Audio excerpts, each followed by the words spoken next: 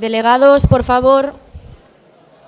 La ceremonia va a empezar en breves, así que si hay alguien que todavía no está en su asiento o necesita ir rápidamente al baño, en unos minutos comenzaremos. Gracias.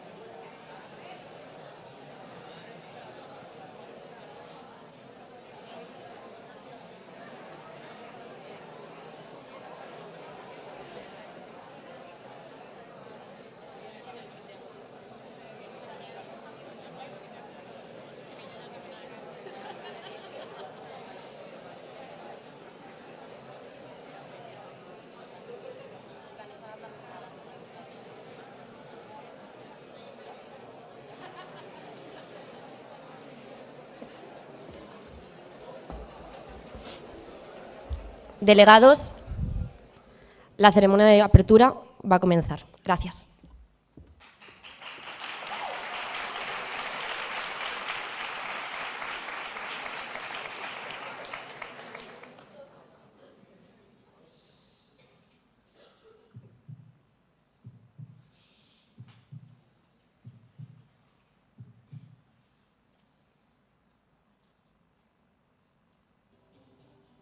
Cada año, UC3MUN reúne a mentes jóvenes y brillantes de todo el mundo, creando espacios donde las ideas cobran vida. Aquí no solo se debate soluciones, se construyen puentes entre culturas, entre ideas y entre personas. UC3MUN, sin tus palabras, pueden cambiar el mundo. Es una comunidad, una familia, donde cada voz cuenta. UC3MUN es más que un modelo de Naciones Unidas. Es un viaje hacia el futuro, donde tú eres el protagonista. Este es tu momento, este es tu lugar. Bienvenido a UC3MUN 2025, porque juntos podemos cambiar el mundo.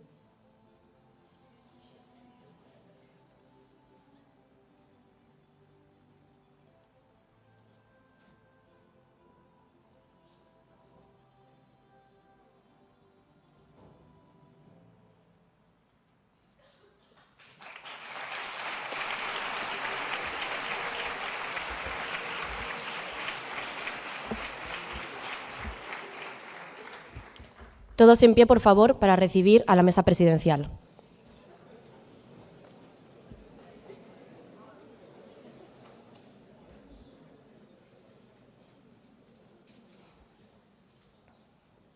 En orden de entrada, don Carlos Barata, vicesecretario general.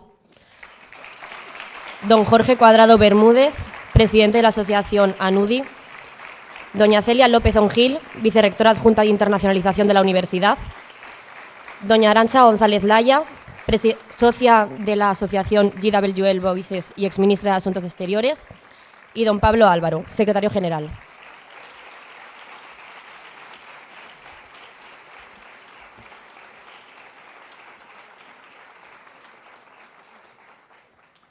Pueden sentarse, delegados. Buenas tardes a todos. En primer lugar, muchas gracias por asistir a esta ceremonia de apertura. Mi nombre es Carlota Caballero y seré vuestra maestra de ceremonias.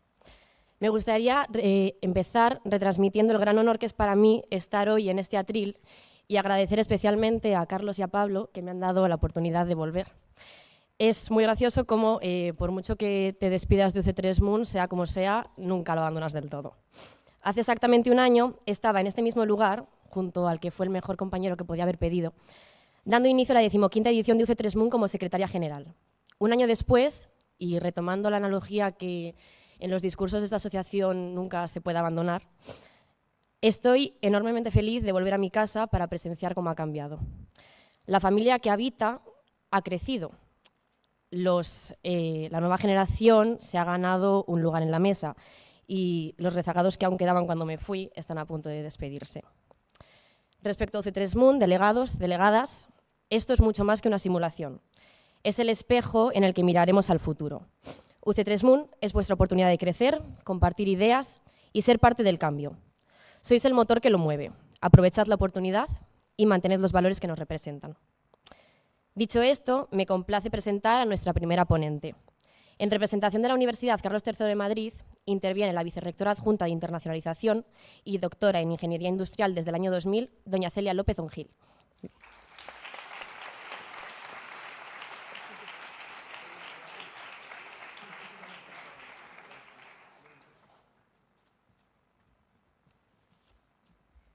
Bueno, muchas gracias. Bienvenidas a todas las personas de la sala y a las de la mesa. Gracias por venir. Desde la Universidad Carlos III agradecemos profundamente la organización de estos eventos porque creemos que enriquecen la vida universitaria y el currículum del alumnado, dotándole de herramientas para su labor profesional y para su vida futura. Las habilidades en debate, en oratoria, negociación y liderazgo van a ser muy útiles en múltiples facetas para todas y todos vosotros. Es muy relevante que este aprendizaje se haga en el marco de una organización como ANUDI y como UC3M, o sea, en el foro UC3MUN, porque el conocimiento de las diferentes naciones, su historia, sus intereses, va a facilitar llegar a fines tan loables e importantes como la paz y el bienestar para todo el mundo. A pesar de que la situación actual nos haga ser un poco menos optimistas que de normal, pero esperamos que con este foro esto se resuelva. Creo que UC3M es un buen foro para realizar estas actividades por varios motivos. En primer lugar, UC3M apuesta por la internacionalización como uno de los pilares de la oferta al alumnado y al personal. Somos la primera universidad española en el marco internacional en proyectos Erasmus y también tenemos muchos convenios, casi la que más convenios de movilidad, con unos 900 firmados y cada año recibimos 2.000 estudiantes de fuera, de diferentes universidades y enviamos a otros tantos. Esto es gracias a que tenemos una gran multidisciplinaridad en nuestros estudios y favorecemos el intercambio entre todas las áreas de conocimiento. Además, somos una universidad pública, global, innovadora y sostenible, tanto económica como medioambientalmente. Y esto nos hace favorecer mucho estos eventos, sobre todo el orgullo de tener la 16ª edición de este foro, en el que espero que obtengáis mucha satisfacción y muchos resultados buenos que trasladar a las Naciones Unidas reales, a ver si conseguimos resolver la situación actual. Muchas gracias.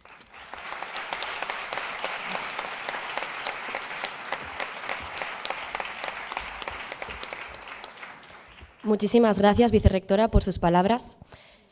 Para continuar, UC3MUN no sería posible sin el trabajo que se lleva a cabo en ANUDI, la Asociación Universitaria de la Universidad Carlos III de Madrid, responsable de la organización del evento, entre muchos otros.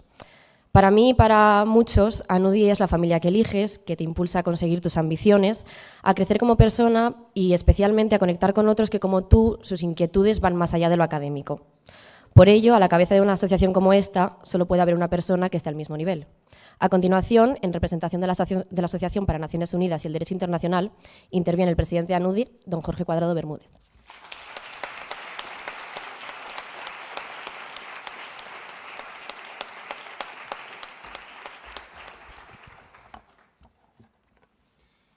Estimadas autoridades, miembros del secretariado y demás equipos de organización, delegaciones, faculties y delegados. Bienvenidos.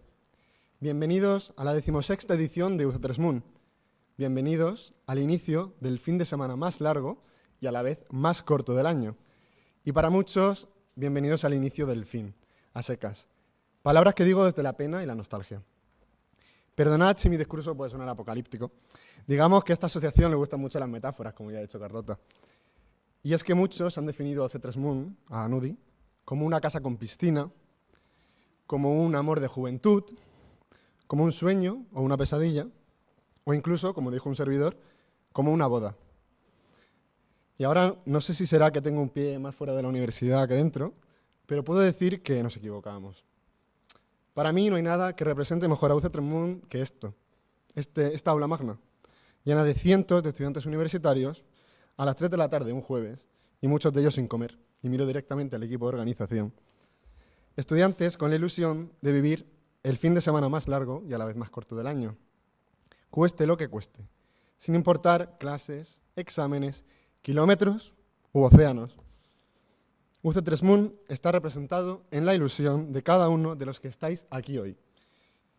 Y para mí eso no es comparable con nada del mundo. Así que mi primera gracia va para vosotros.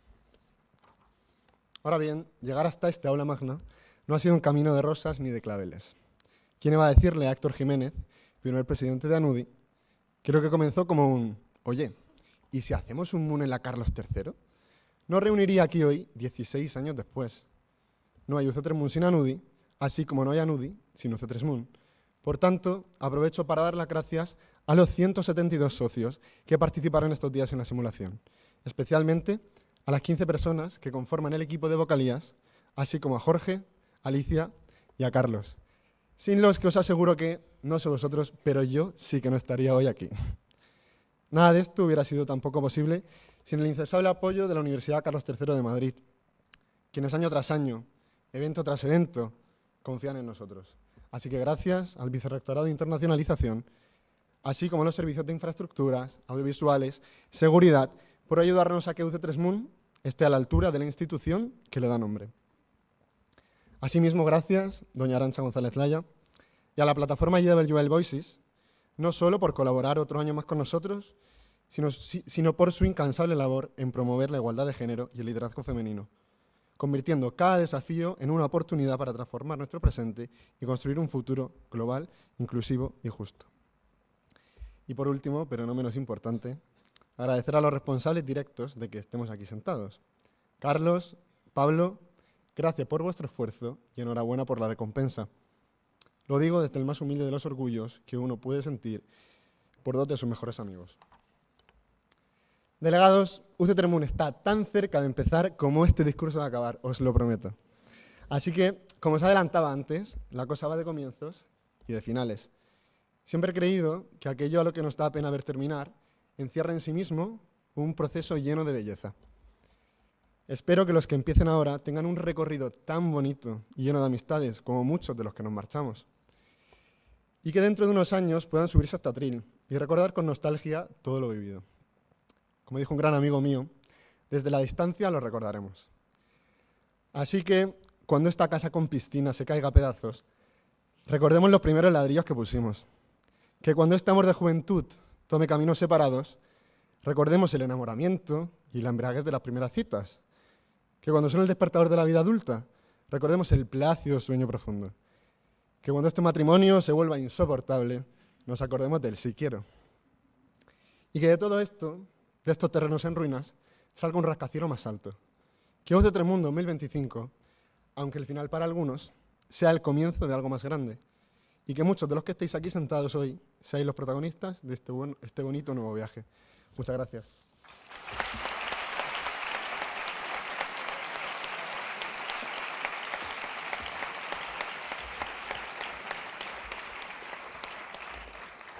Muchísimas gracias por tu intervención, Jorge. A continuación, tengo el placer de presentar a GWL Voices, una organización de mujeres líderes de todas las regiones y orígenes, comprometidas con la construcción de un sistema internacional con igualdad de género que responda de manera efectiva a los desafíos actuales del desarrollo sostenible, la paz, la seguridad y los derechos humanos. GWL Voices, además, ha desarrollado una iniciativa específica para jóvenes llamada Her Turn, para garantizar que las futuras generaciones sean clave en el cambio de liderazgo del sistema internacional. Desde 2023, UC3MUN cuenta con la colaboración de esta organización para contribuir al cambio, porque uniendo nuestras voces y experiencia podemos influir y movilizar a líderes globales y a la opinión pública en búsqueda de un sistema internacional con igualdad de género, colocando los derechos de las mujeres y su poder transformador en el centro. Adelante el vídeo.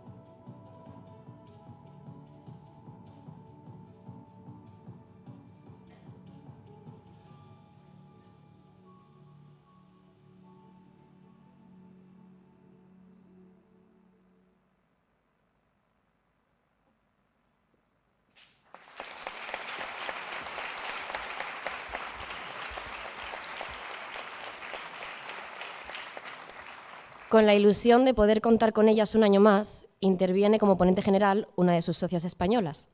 Decana de la Escuela de Relaciones Internacionales de Sciences Po París, exministra de Asuntos Exteriores, Unión Europea y Cooperación del Gobierno de España, exdirectora ejecutiva del Centro de Comercio Internacional de las Naciones Unidas y, con orgullo puedo decir, alumni de esta universidad, toma la palabra doña Arantxa González Laya.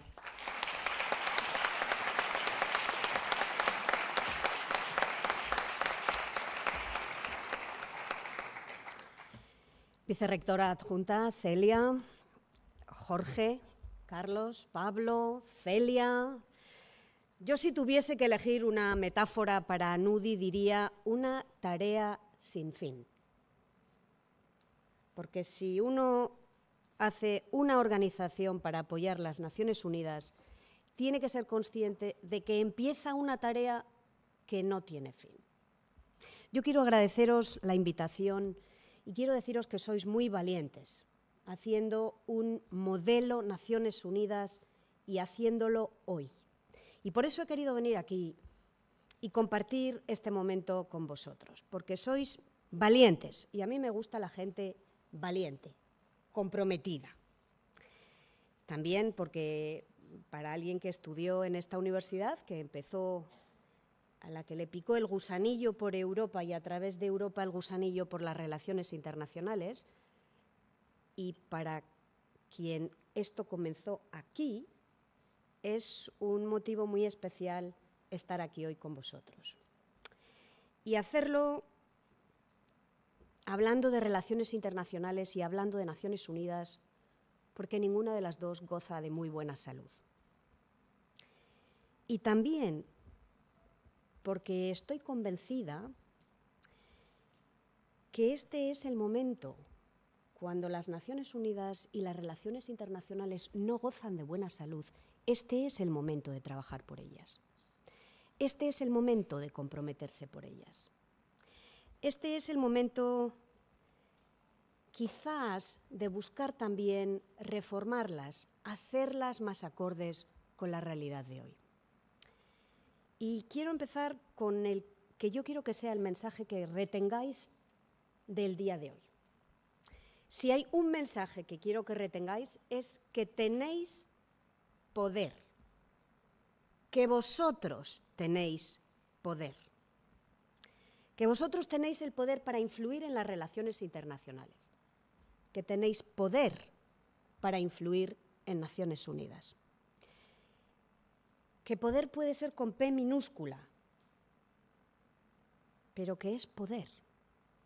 Por eso hablamos de empoderamiento. Podéis ser observadores, podéis ser críticos,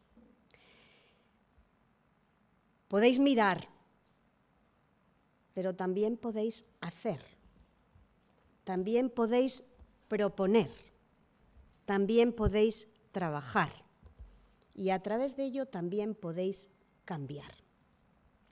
Quiero empezar aquí porque me parece que vivimos en un momento en el que quizás se nos explica en exceso cuáles son los problemas y quizás los problemas son tan grandes y todo va tan rápido que tenemos la impresión que se nos escapa la capacidad de cambiar la realidad. Y yo lo que quiero deciros es que la realidad la podéis cambiar vosotros.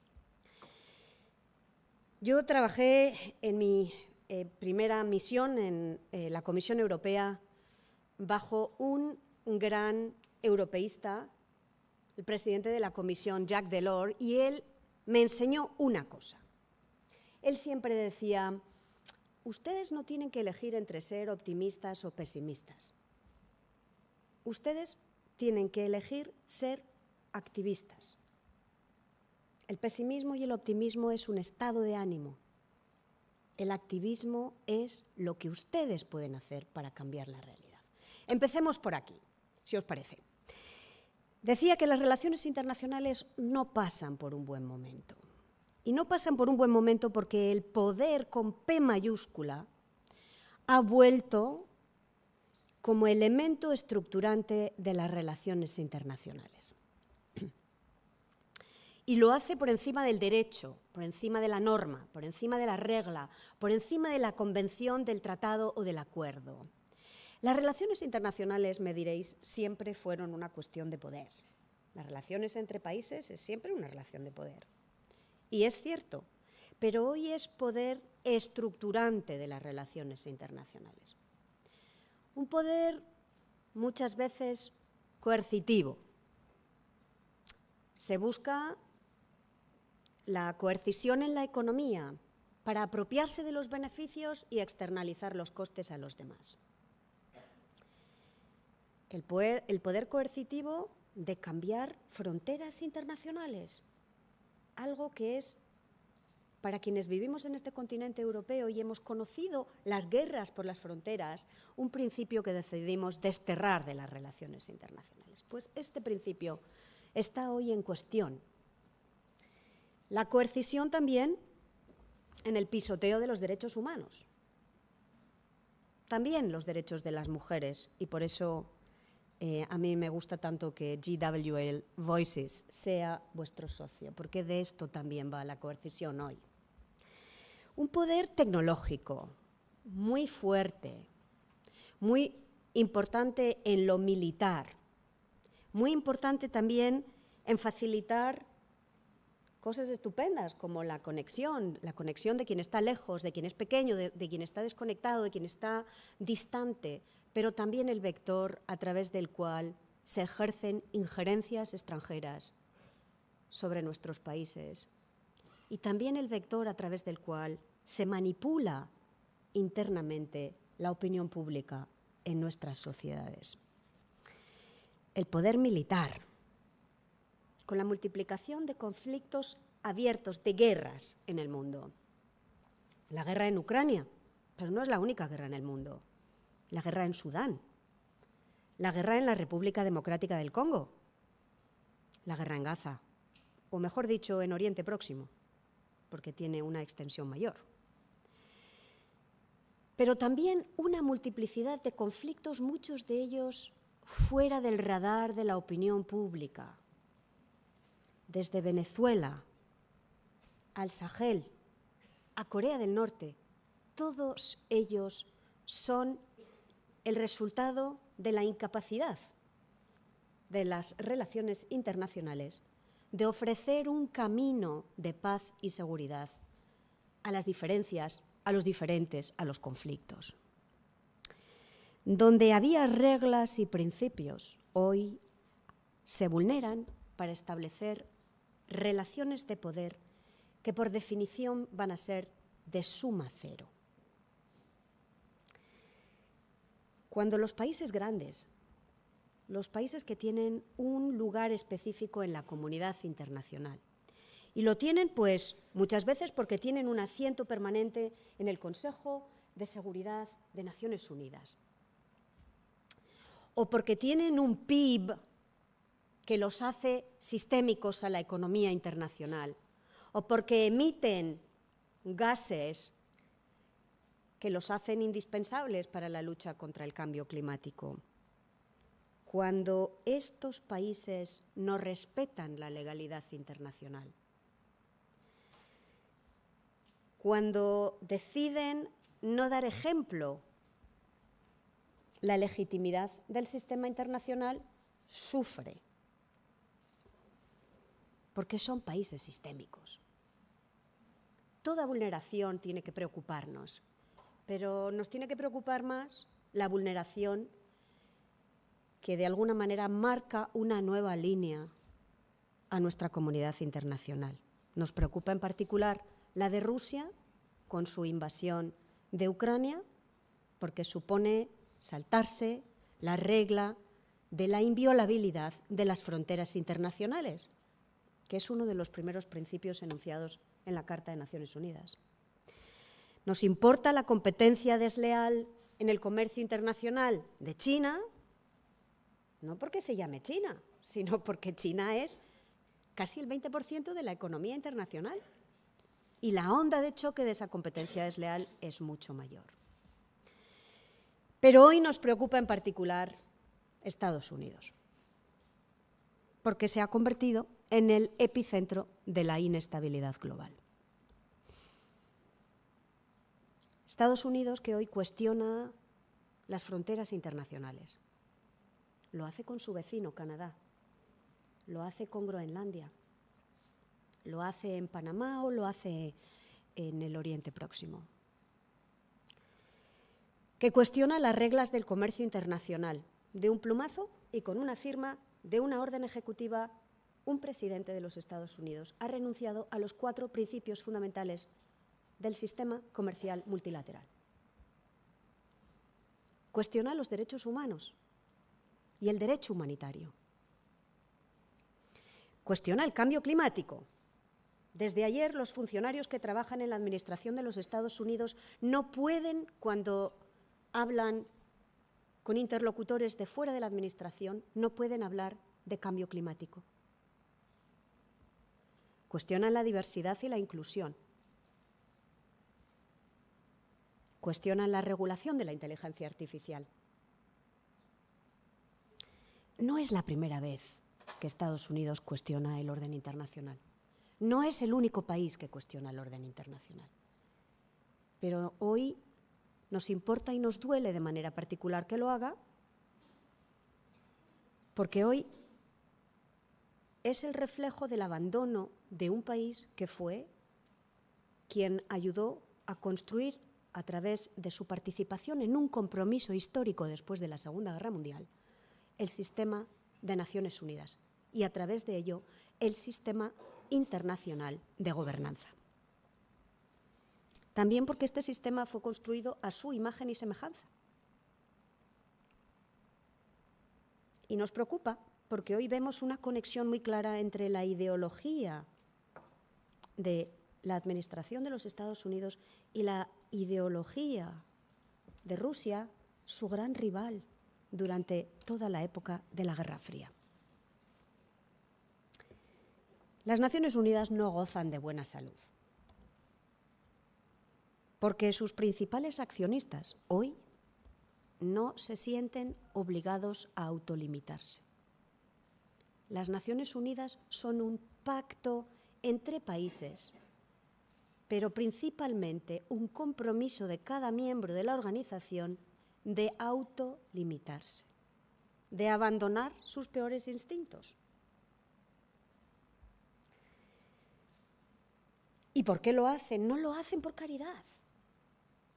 Cuando se construyen las Naciones Unidas, cada país renuncia al unilateralismo porque entiende que haciéndolo uno ayuda a que lo hagan los demás, porque entiende que las relaciones internacionales pueden ser de suma positiva.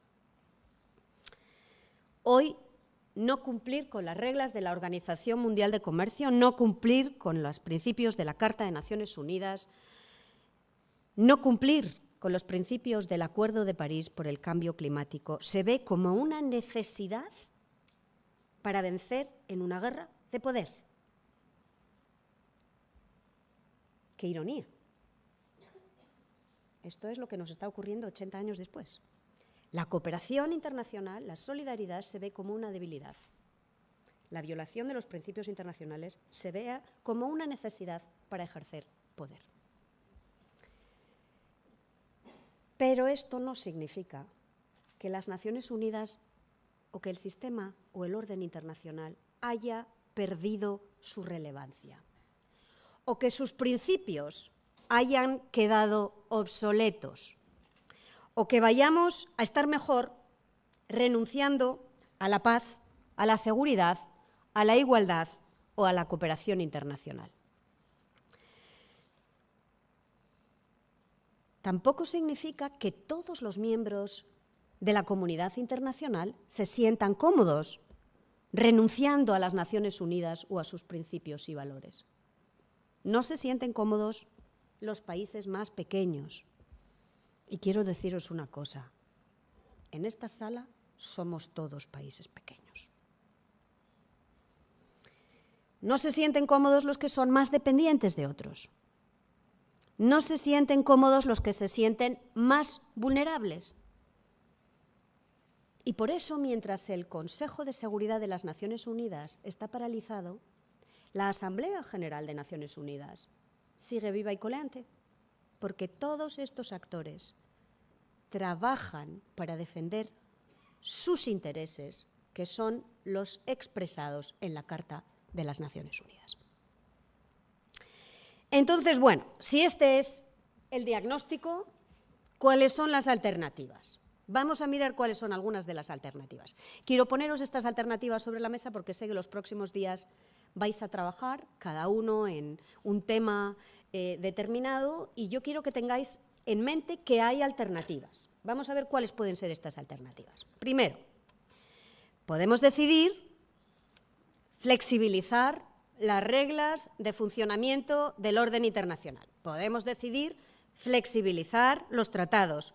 Podemos decidir flexibilizar la manera en la que funcionan los organismos internacionales para que todos los países se sientan más cómodos dentro de este sistema. Evidentemente, la flexibilización tiene unos límites. Cuando se trata de una respuesta que sea sí o no, no se puede flexibilizar. O es sí o es no. No es sí flexible o no inflexible, es sí o no. Pero hay muchos temas en los que uno puede discutir. Uno puede discutir cuánto se pueden incrementar los aranceles. Uno puede discutir cuánto tiempo puede uno reducir las emisiones de CO2. Uno puede discutir cuál es el compromiso de financiación colectiva. Luego, una vía de solución puede ser la flexibilidad. Una segunda vía puede ser la de la geometría variable. Puede que todo el mundo no esté dispuesto a avanzar a la vez, pero quizás se pueda avanzar en coaliciones de países que quieran hacerlo, o de manera plurilateral, o de manera minilateral. Es cierto que cuando se trata de cuestiones sistémicas, hay participaciones que son necesarias. Por ejemplo, si pensamos en el cambio climático, hoy China representa el 32% de las emisiones de CO2 en el mundo, seguida de la India, cuyas emisiones siguen aumentando y tienen una trayectoria de aumento. Si China o India no participan en los esfuerzos para resolver el cambio climático, como son países sistémicos, tenemos un problema. Luego, geometría variable, pero que va a funcionar en algunos temas y quizás en otros no. Otra vía de solución, reforzar mecanismos regionales de gobernanza. o reforzar mecanismos transregionales de gobernanza, creando núcleos de resistencia y de compromiso ante los principios de organización de la comunidad internacional. Por ejemplo, en resolución de conflictos regionales. Si miro al continente africano, una gran parte de los últimos años ha supuesto una toma de responsabilidad por parte de los países del continente africano para resolver conflictos abiertos dentro del continente africano. Muy a menudo a escala subregional, en África del Oeste, o en África del Este, o en África del Sur, o en África Central. Creo que aquí la Unión Europea tiene un papel particular que jugar. Así es que a los que juguéis a representar a la Unión Europea en este ejercicio de Naciones Unidas, creo que tenéis que saber que la Unión Europea tiene aquí como actor regional que es y como actor que tiene relaciones muy estrechas con otras regiones, con el Mercosur, con ASEAN, con la Comunidad de Estados Africanos, con los países de Asia Central, con los países del Caribe o del Pacífico. La Unión Europea puede ser ese núcleo de refuerzo de mecanismos regionales de gobernanza. Otra vía de solución. Los actores en Naciones Unidas, los actores en la comunidad internacional, son relaciones internacionales, porque son relaciones entre naciones. Pero también podemos imaginarnos un nuevo acuerdo público-privado que ocupe un espacio mayor en el sistema internacional. En financiación al desarrollo, Sevilla va a ser la cumbre de Naciones Unidas de Financiación para el Desarrollo. Una gran parte de la solución a la financiación no vendrá de los estados, de las naciones, vendrá de la capacidad de movilizar capital privado. Nuevos entendimientos público-privados en financiación, en respeto de derechos laborales, en transición climática, contando con estos actores en el espacio privado que están interesados en comprometerse con valores y principios porque entienden que también así defienden sus intereses, que también los tienen. Un último apunte de qué se puede hacer. Se pueden reformar las Naciones Unidas. Se pueden reformar para consolidar esfuerzos y para mejorar en eficiencia. Y hacerlo con un criterio, y hacerlo con un sentido, para que no sea la reforma que no se haga de manera selectiva y según los intereses de cada cual. Hay algunos que están muy interesados, por ejemplo, en decapitar el alto comisionado de Naciones Unidas para los Derechos Humanos, porque molesta que se hable de derechos humanos. Hay otros que están interesados en no dejar avanzar las negociaciones en materia de cambio climático. Bueno, si quizás se hace un esfuerzo desde dentro para cambiar, reformar las Naciones Unidas desde dentro, quizás esos esfuerzos sean menos selectivos y respondan más al interés común. Os digo todo esto porque quiero deciros que hay alternativas, que hay países que quieren impulsarlas y que hay ciudadanos que quieren apoyarlos. Y este tiene que ser también el sustrato que nos tiene, quizás que os tiene que animar en vuestra simulación en los próximos días. Un último apunte. Pronto tendremos que elegir un nuevo secretario de Naciones Unidas. Necesitamos de un líder que sea capaz de guiar a las Naciones Unidas en un momento de gran tormenta. Se necesita una mirada nueva. Se necesita una perspectiva fresca. Se necesita una óptica que aún no se ha probado en 80 años de las Naciones Unidas. Se necesita un liderazgo renovado. Algo que no hemos probado hasta ahora. Y la única cosa que no hemos probado hasta ahora es una mujer como secretaria general de las Naciones Unidas. Y no lo propongo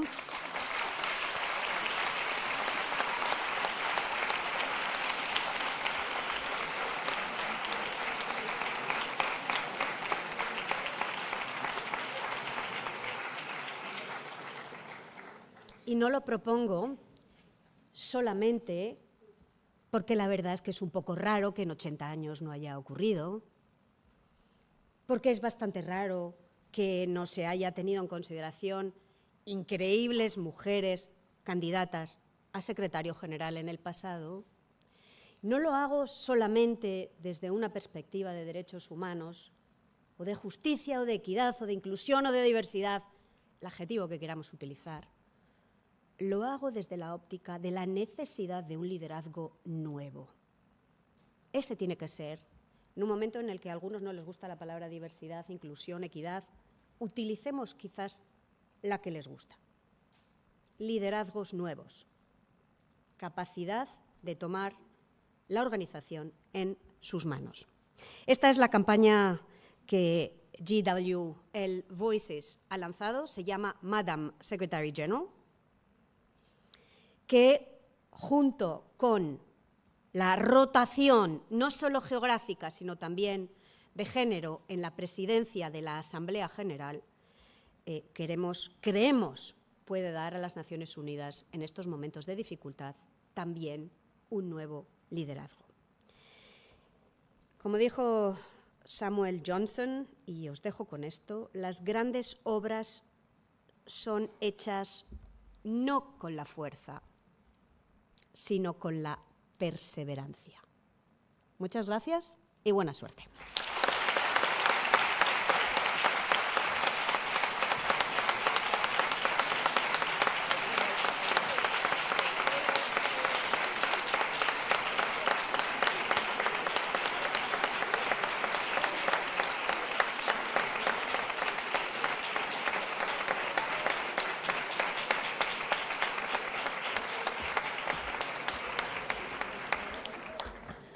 Muchísimas gracias de verdad, Arantxa, por tus palabras.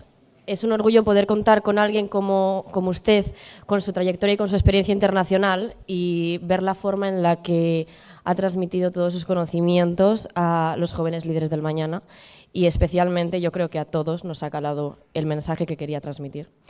Por ello, gracias.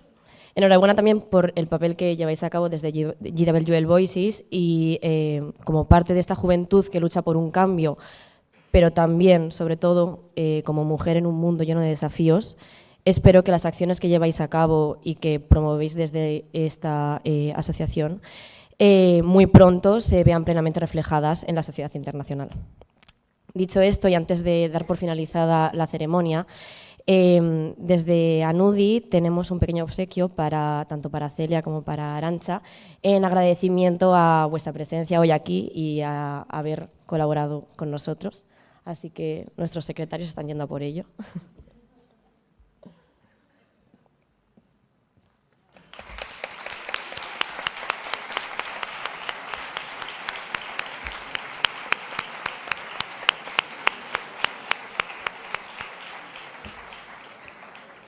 Bueno, y ya como broche de oro a esta ceremonia tan maravillosa, me gustaría presentar a dos personas excepcionales que han tomado el timón de este barco durante el último año para hacerlo llegar a buen puerto, estando muy, muy orgullosa del trabajo que han llevado a cabo, y estoy segura de que después de este fin de semana vosotros también lo estaréis. Presento a los secretarios generales de UC3MUN 2025, don Pablo Álvaro y don Carlos Barata.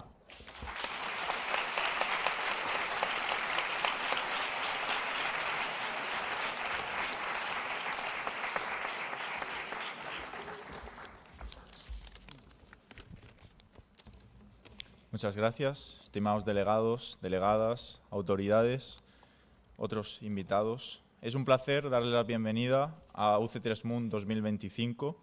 Mi nombre es Pablo y junto con mi compañero Carlos y un equipo de más de 100 personas tenemos el orgullo de presentarles la 16ª edición del modelo de Naciones Unidas de la Universidad Carlos III de Madrid.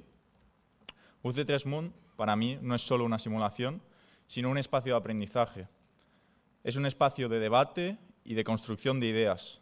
Y los modelos de Naciones Unidas representan una oportunidad única para desarrollar habilidades diplomáticas, mejorar nuestra capacidad de oratoria y, sobre todo, fomentar el pensamiento crítico en la búsqueda de soluciones a los desafíos globales. Como jóvenes, creo que tenemos la responsabilidad de no ser meros espectadores de la historia, sino actores comprometidos. La valentía no solo significa levantar la voz en defensa de nuestros principios, sino también escuchar, entender y construir puentes con quienes piensan diferente. En estos días de debate, los animo a cuestionar, proponer y sobre todo a inspirarse mutuamente, porque las decisiones que tomamos hoy, por pequeñas que parezcan, pueden marcar la diferencia en el futuro. Es por esto que les pido encarecidamente que defiendan sus ideas con convicción y permitan que este espacio les desafíe y les haga crecer.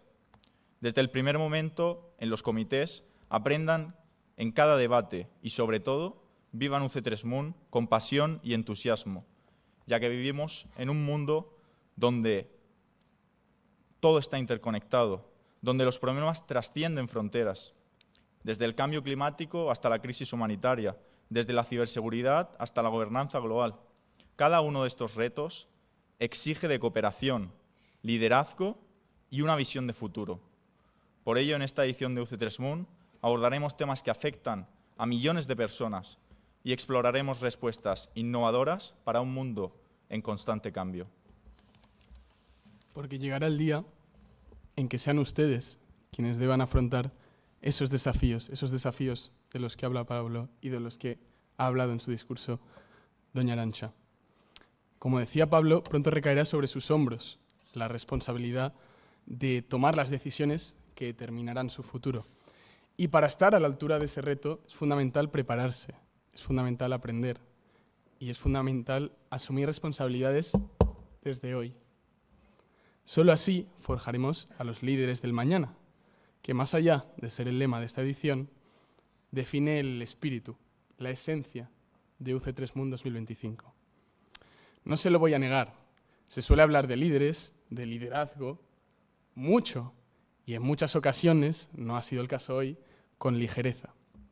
Por eso nosotros, hace unos meses, nos preguntamos, ¿qué es ser un líder? Dijo alguien que el liderazgo es la capacidad de traducir una visión en realidad. Para Pablo y para mí, liderar es creer y que los demás crean en ti. Eso es lo que esperamos de ustedes, que crean en sus palabras, que crean en su visión y que consigan, o al menos que lo intenten, que los demás crean en ellas. Los más atentos quizás se han dado cuenta de que me falta la segunda parte del lema de esta edición, horizontes compartidos. Porque un líder nunca camina solo. El liderazgo se construye en comunidad, en el intercambio de ideas, en la capacidad de inspirar y dejarse inspirar. Los grandes cambios no surgen del esfuerzo aislado, sino, como decía Pablo, el trabajo colectivo, de ayudar y dejarse ayudar. El mejor ejemplo de todo esto es UC3MUN. Es imposible que exista siquiera UC3MUN sin la colaboración de nuestra casa, la Universidad Carlos III, que nos brinda su apoyo incondicional con este tipo de iniciativas año tras año. Tampoco sin ANUDI, liderada por el brillante Jorge Cuadrado, la asociación que gesta este inmenso proyecto desde hace ya 16 años y que ha sido el pilar sobre el que UC3MUN ha crecido y evolucionado durante toda su trayectoria. Por supuesto, tampoco sería lo mismo sin la inestimable participación de GWL Voices y hoy su representante, doña Arantxa González Laya, cuya labor excepcional, ejemplo paradigmático de los valores que defendemos en este modelo, habéis podido conocer un poquito más en el día de hoy. Pero sobre todo, UC3MUN no existiría sin el magnífico equipo que mencionaba Pablo al principio, trabajando incansablemente durante meses para traducir una visión, allá por julio, en la realidad de hoy.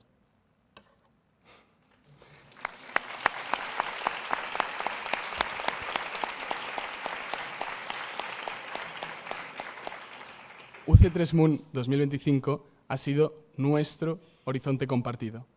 Ahora es su turno de aprovechar ese esfuerzo, de exprimir la experiencia al máximo y de saborear cada momento. Así que solo nos queda a Pablo y a mí pedirles, como decía doña Arantxa, que sean valientes y que sobre todo disfruten.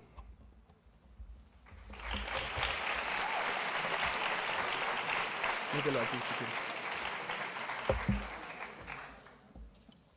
Así que hoy, día 27 de febrero, A las 3:57 de la tarde, queda oficialmente inaugurado UC3MUN 2025.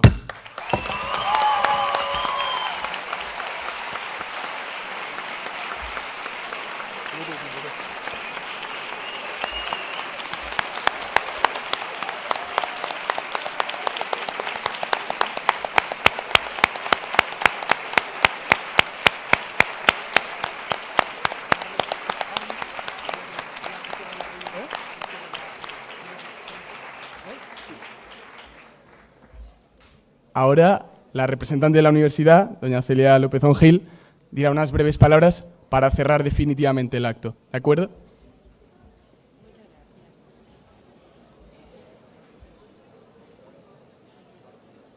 Bueno, muchas gracias. Desde la Universidad Carlos III quiero decir que estamos muy orgullosos y orgullosas de ver tanta gente con tanta ilusión y este equipo organizador, aparte de la invitada tan brillante que tenemos, estamos muy orgullosos y deseamos que esta jornada salga súper bien.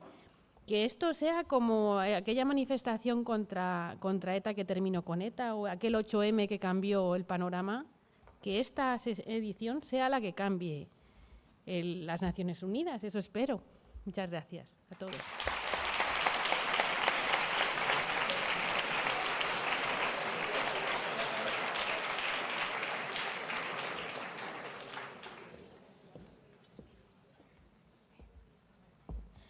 Bueno, por favor, delegados, pónganse en pie para despedir a... ¿Qué? Sí, pónganse en pie para despedir a la mesa presidencial, por favor. Y a continuación les daré unas breves instrucciones sobre el orden de salida y cómo van a acudir a sus respectivos comités, ¿de acuerdo? Así que gracias.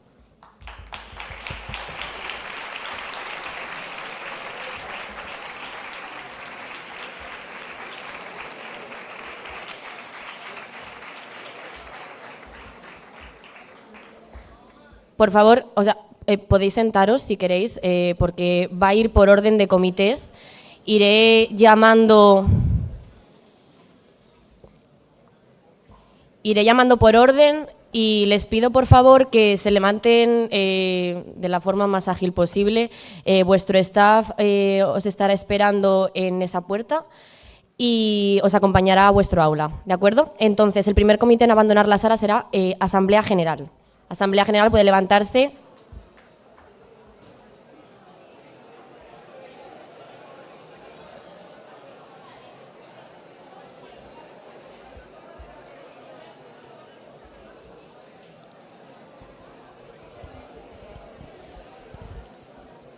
Se va preparando CDH, Derechos Humanos.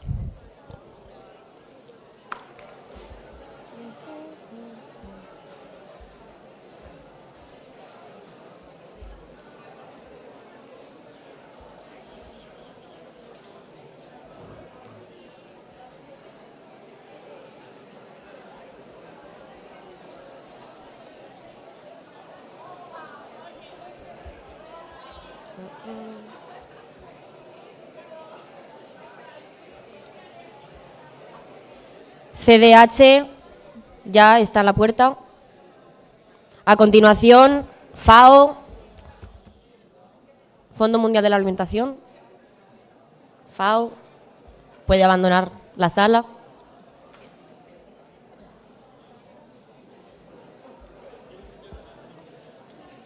Derechos Humanos, su staff está con el cartel.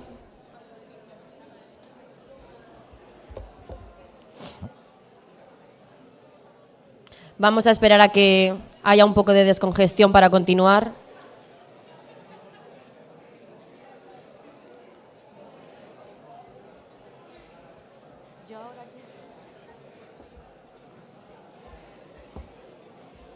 Derechos Humanos, por favor, pueden ir abandonando la sala.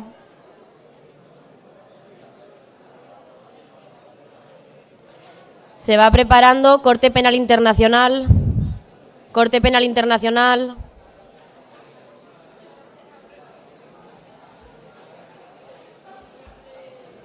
FAO, por favor, va abandonando la sala.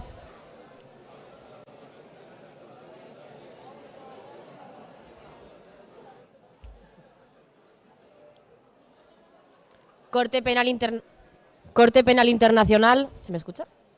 Vale.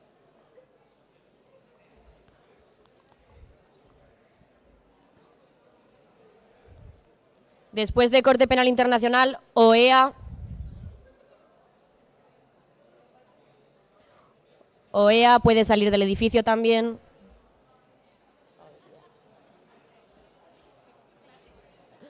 No, pero no es el mismo OEA, ¿no? ¿Es el mismo OEA? ¿Es Organización de Estados Americanos?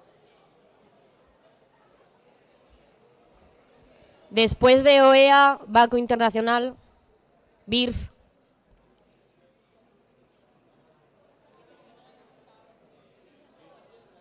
BIRF. No, pero espera que vayan saliendo.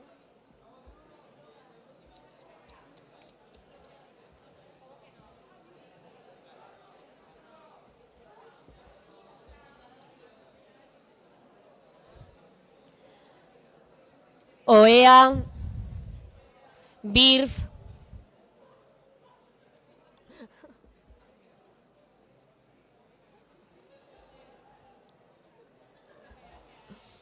UNOSA a continuación, UNOSA,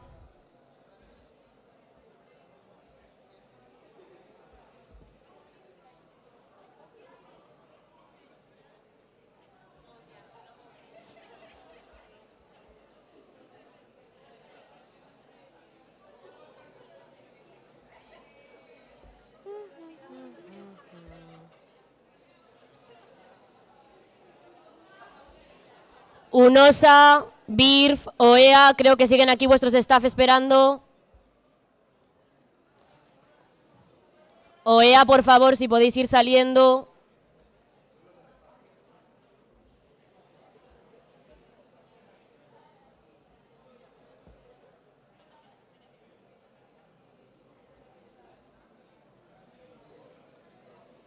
BIRF.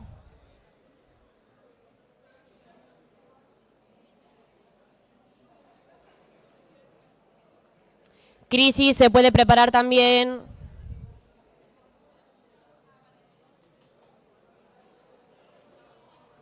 UNOSA, por favor. Si estáis todos podéis ir saliendo. Gracias. ¿Pero por qué no salen? BIRF, ¿han salido todos los de BIRF ya? Vale. Crisis, ¿está vuestro staff? ¿Qué comité es ese? Bueno, pues nada. Los de inglés. Que son muchos comités, ¿eh? No, tranquila. En plan, bajan todos abajo. Press Corps también puede ir saliendo.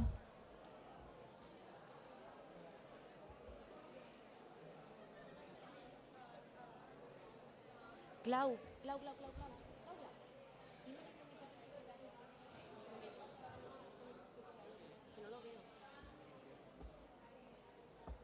Por favor, los comités que estáis en la salida, si podéis ir saliendo, si estáis todos o casi todos ya.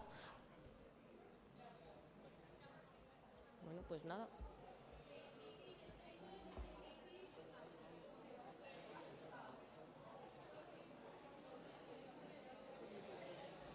Sonia, ¿Queréis quedaros a la ponencia?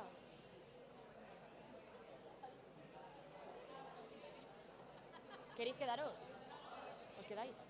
Sí, ¿no? Vale. Pero yo no he llamado.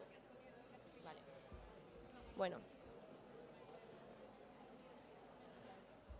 Por favor, los comités que quedan de pie, si pueden ir abandonando la sala.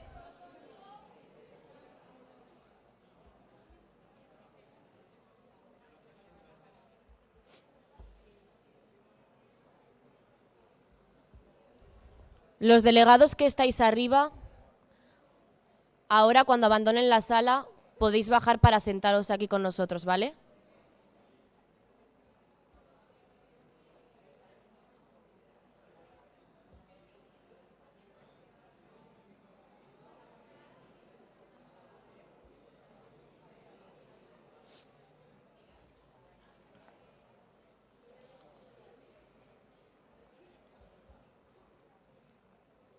Okay, so right now we are just the English committees. You are going to watch a colloquium, to present a colloquium about Beijing plus 30 with the GWL woman. So you're gonna stay here. The model has officially started, and delegates, you can meet all your colleagues. I'm gonna sit you in groups from your committees, so please go down here. Okay, I will tell you where to sit. First of all,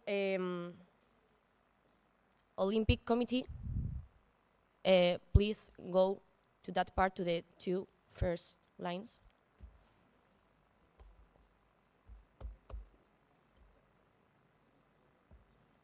And just behind them, UNODC.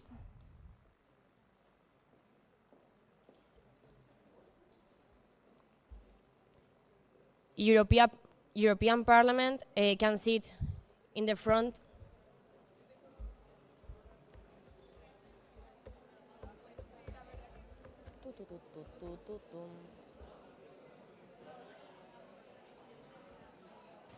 Juli, ¿qué hora es? Sí. Parlamento Europeo, las dos primeras filas, por favor.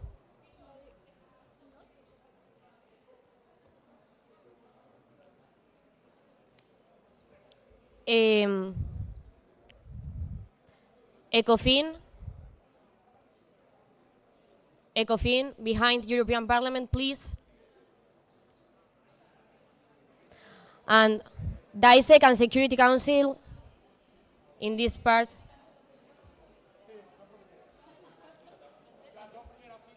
Yes, the two first lines for Security Council, then.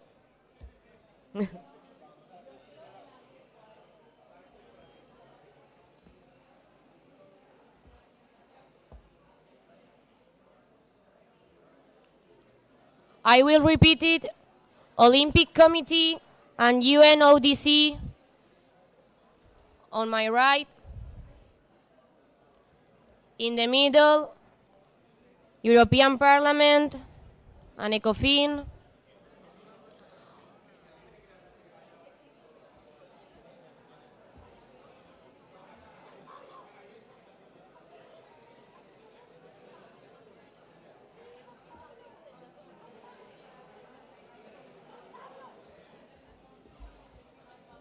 DISEC here.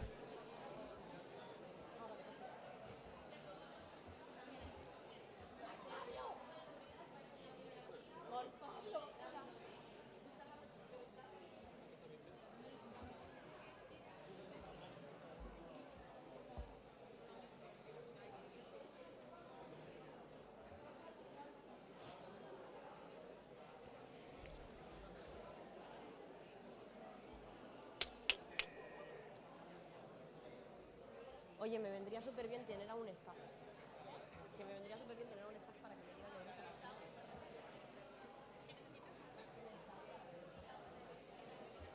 Okay.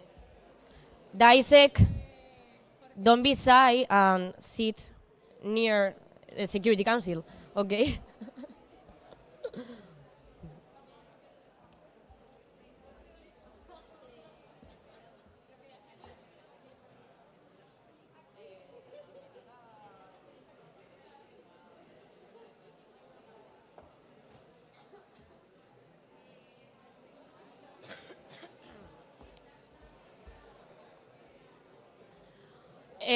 Guys, delegates, you have a few minutes before the colloquium starts, so if you want to go to the toilet or something, you have like 5-10 minutes.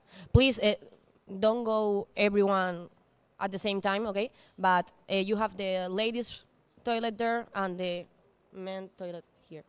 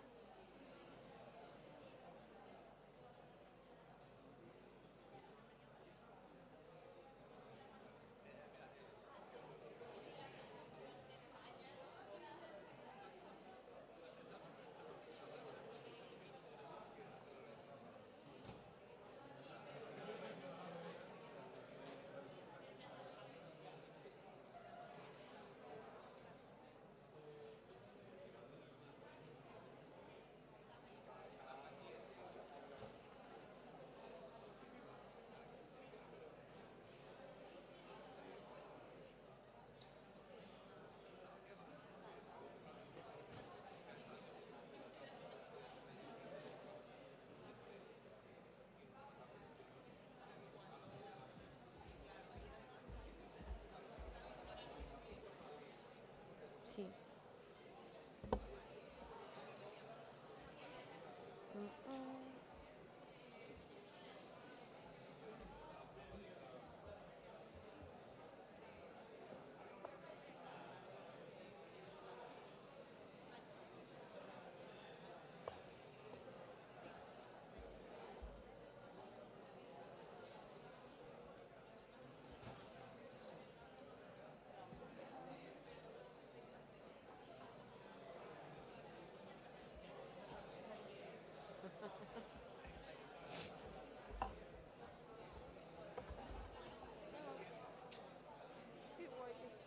Oh, my baby. Mira mis patitos. Tus patitos. Son muchos, en verdad, ¿eh? Sí. Somos 172 en la delegación. Ah, en la delegación, vale. Pensaba que me decías en Parlamento Europeo. Yo casi me da un vuelco al corazón. No, somos 48. Ah, vale, bueno. Ay, pues nada. Esto empieza ahí 20, me han dicho. En 4 minutos. Delegates, you have 4 minutes if you want to go to the toilet, okay? No. ¿Qué quieres? ¿Fumarse un cigarro? No. Bueno, realmente si quieres, vete. Si es que es peor que los delegados. Sí. Pero rápido, ¿eh?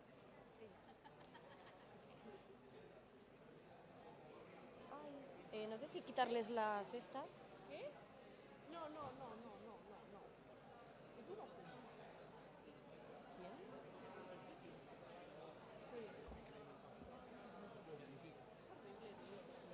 No sé si quitarles las...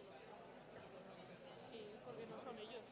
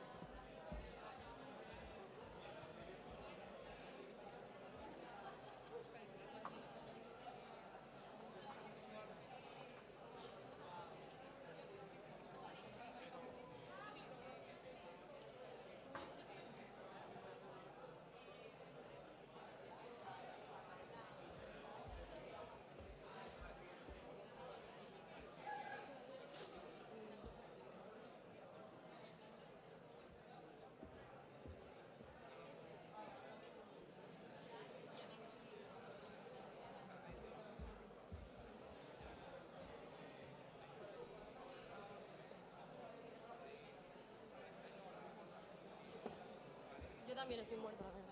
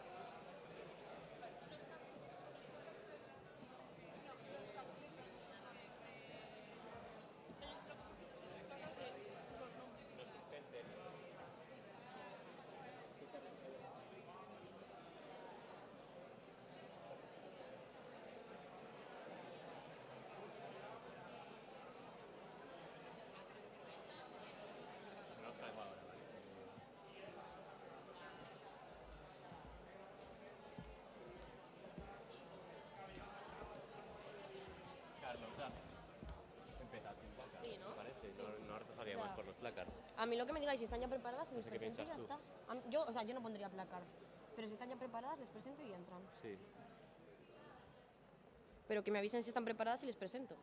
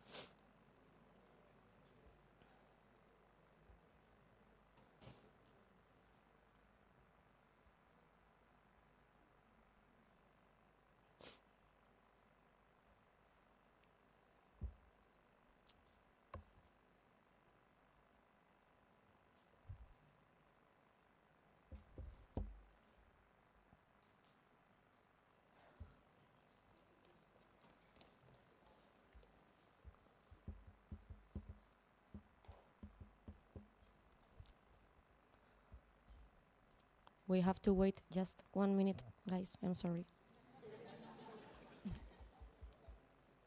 No.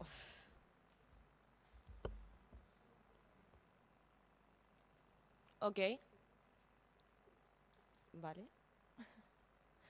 You have 3 more minutes to go to the toilet if you want to.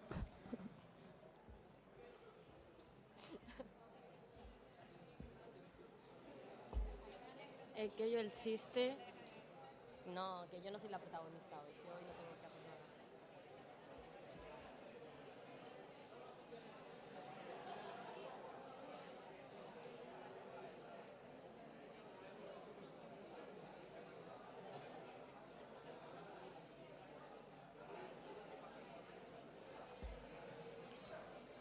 3 minutes, guys. No.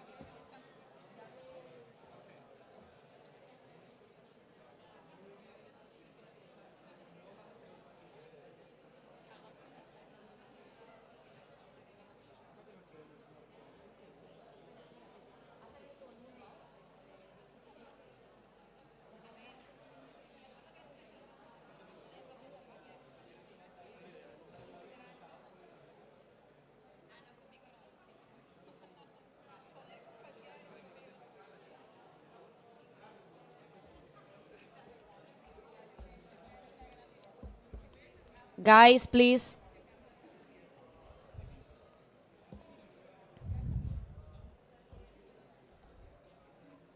One minute, guys. If you know the people that has gone outside, can you call them, please?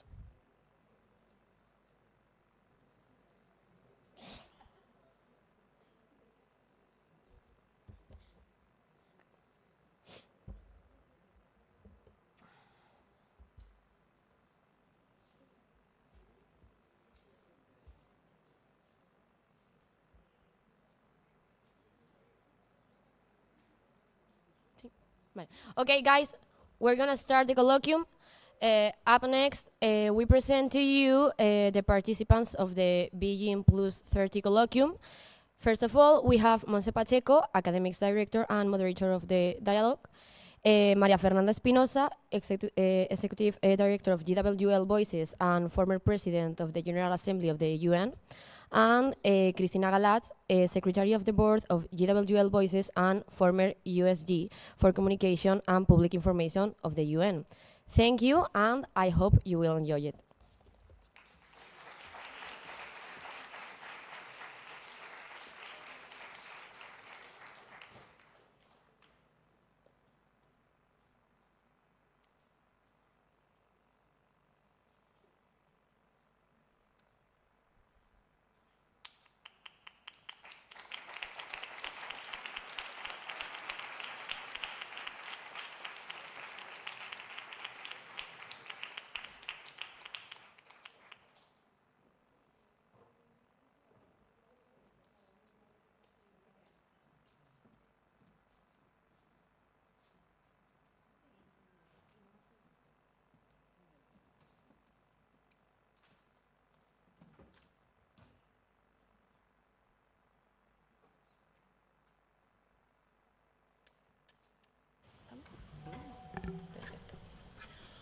Well, good afternoon. Thank you all for being here, and welcome to UC3MUN 2025. When preparing for this year's edition, we realized it would be interesting to dedicate a special event to one of the most important international universities taking place this year. When we think about the year 2025 and we look back in time, we realize that it has been 80 years since the end of the World War II, 80 years of the San Francisco Conference and the creation of the UN, but we often forget about a key moment that took place in September 1995. This year marks the 30th anniversary of Beijing Conference of 1995, the most important international gathering to have ever taken place to advance women's rights globally. This afternoon, we have the immense luck of having with us three amazing women, three members of GWL Voices, that through their constant work and leadership help to defend and advance women's rights around the world, and who, in different ways and shapes, had a special role in Beijing 30 years ago. I am sure that with their insights, we will be able to better understand what happened in Beijing in 1995, but also to plan on what to do next.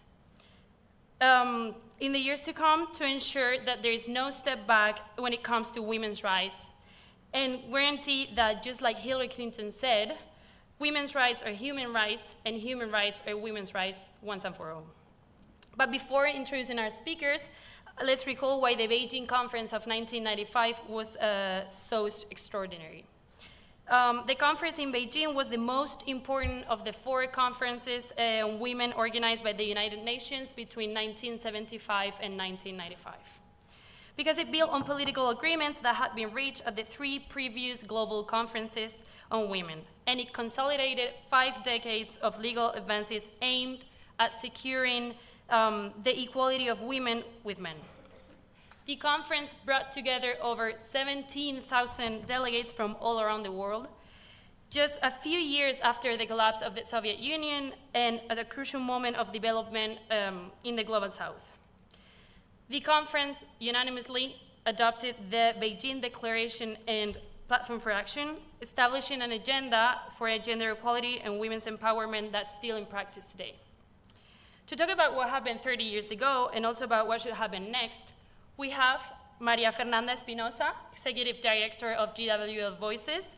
Maria Fernanda has been one of the only 4 women in 80 years to have served as President of the UN General Assembly. She did it during its 73rd session. But before that, she served as Ecuador's Minister of Foreign Affairs twice, Minister of National Defense, and Coordinating Minister of Natural and Cultural Heritage. In 2008, she was the first woman to become permanent representative of Ecuador to the United Nations in New York after having served as ambassador of her country to the UN in Geneva. Besides this, she has had a special commitment to the fight against climate change, having served several times as senior advisor to the Conference of Parties, including the last one in Baku. Together with Maria Fernanda, we're thrilled to have Cristina Galash, Board Secretary of GWL Voices.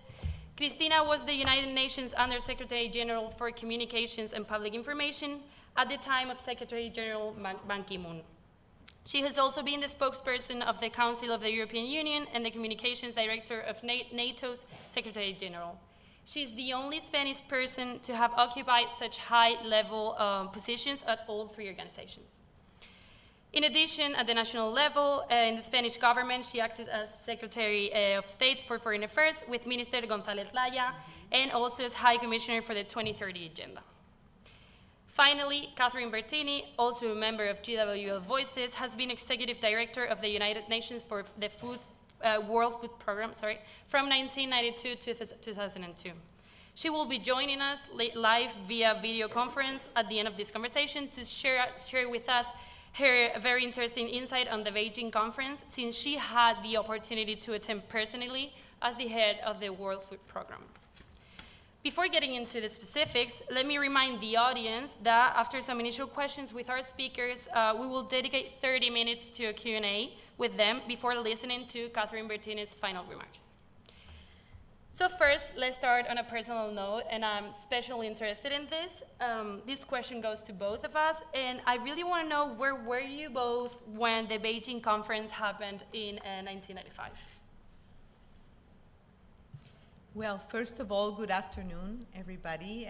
I'm thrilled to be here, to be back here, because I was at the opening, I think 2 years ago, and I had the privilege to share with some of you already a couple of years ago. So thank you to the University Carlos III, and thank you, Montse, also for being our moderator and leading this conversation. I'm thrilled, as I said, thrilled to be here. Your question, where was I 30 years ago? And we had a little exchange before. And it happens that I was in the Ecuadorian Amazon.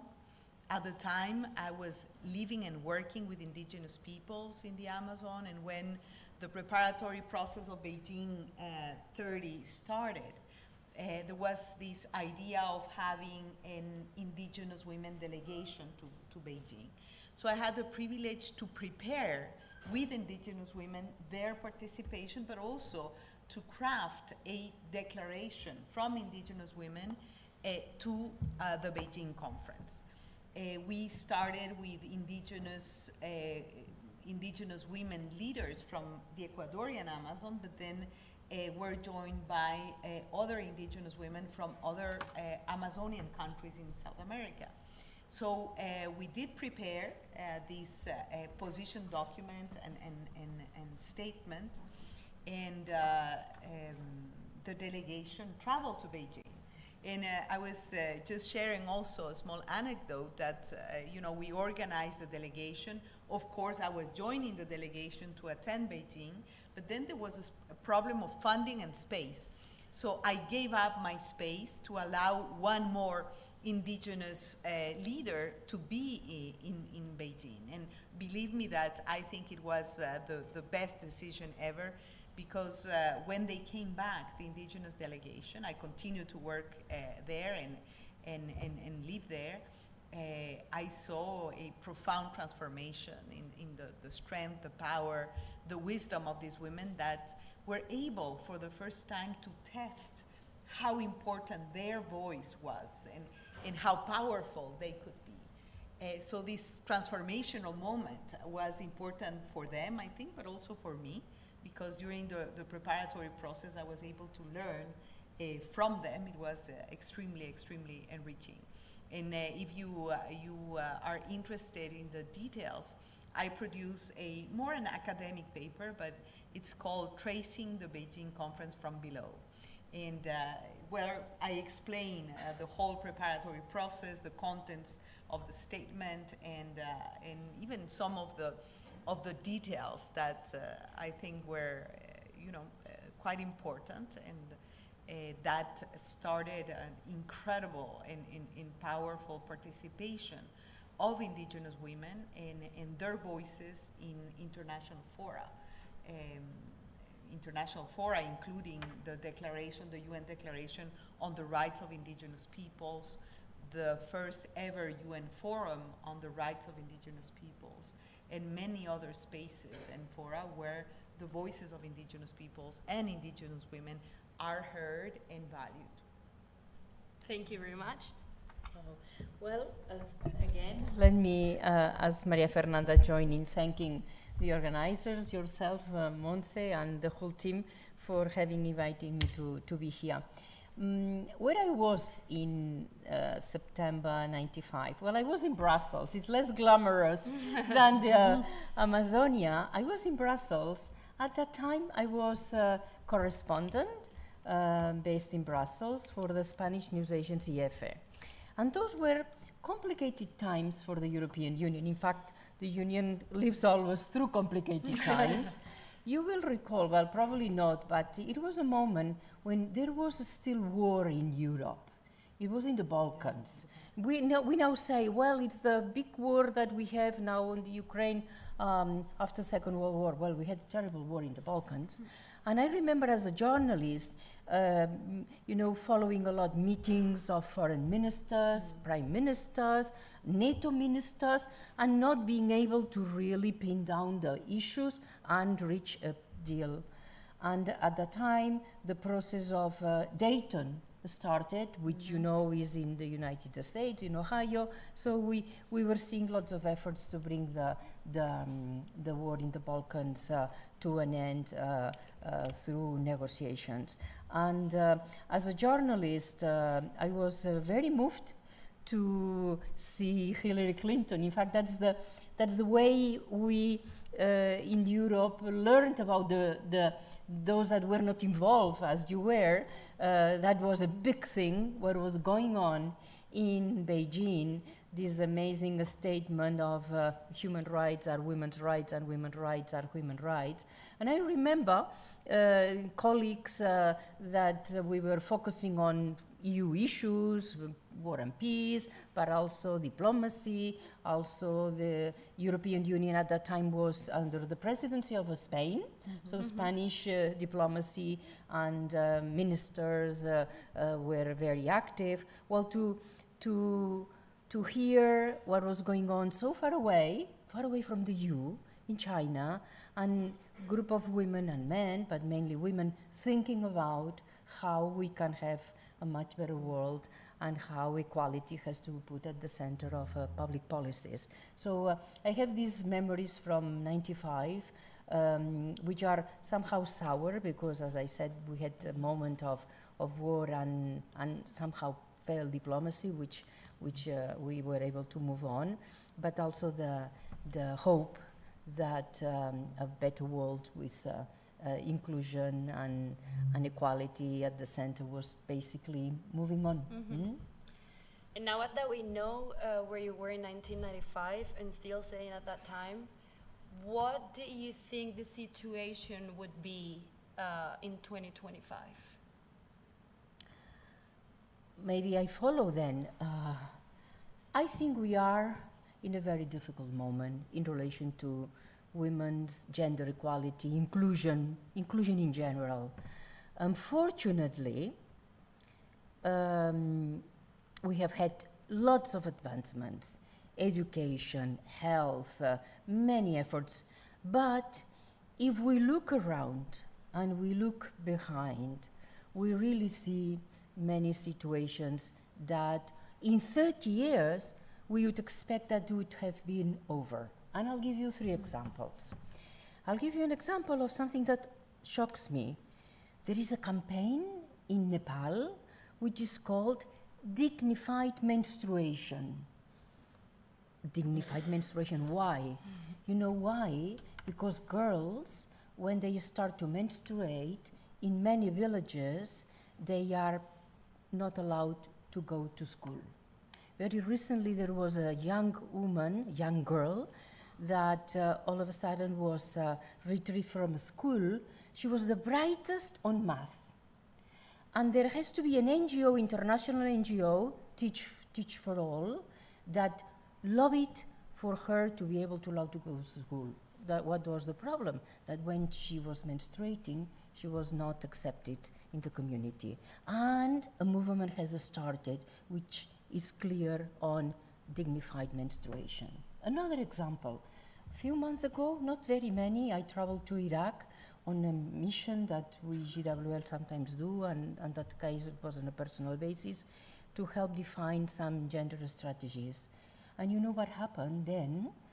The parliament approved a decision by which girls would be allowed to marry as of 9 years old. When the year that was basically the standard was 18-year-old. So this was change in the detriment against girls. Then we've seen some other places that due to traditions, tradition is sometimes an excuse for regression, the practice of female genital mutilation continues.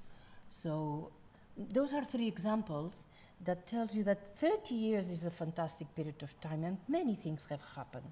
Health, education, empowerment, more rights in terms of salary, equality, etc. But still, we have a lot to do.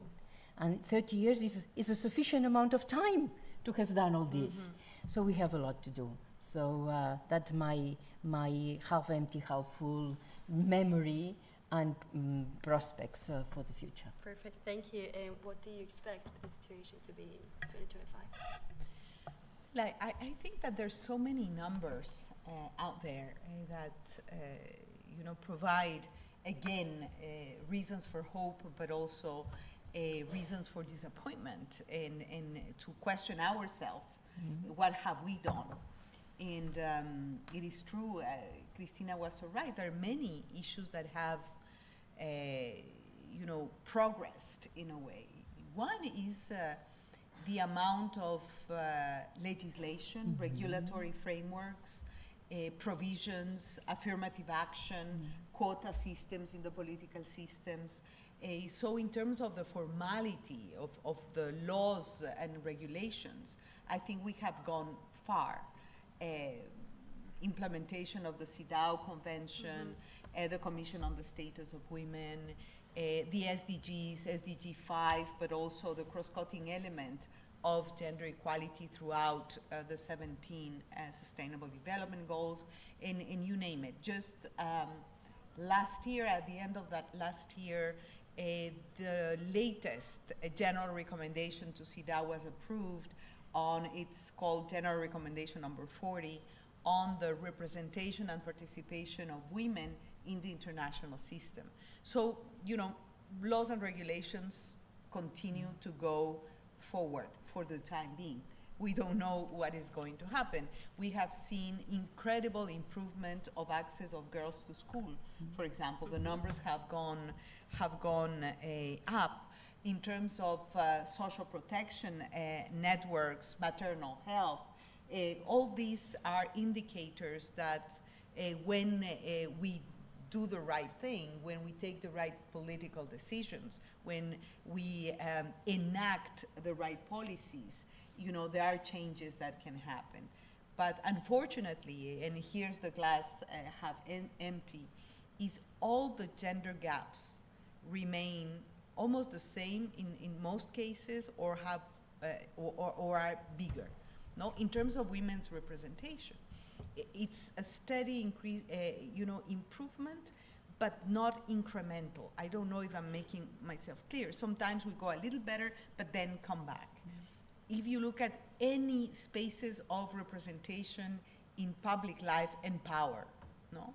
If you look at parliaments, women continue to be only the 25% of parliaments, less than 20% in government cabinets. In many countries of the world, of course, women are not even present in government cabinets. If you look at representation in the international system, no, you see that the gap continues to be huge.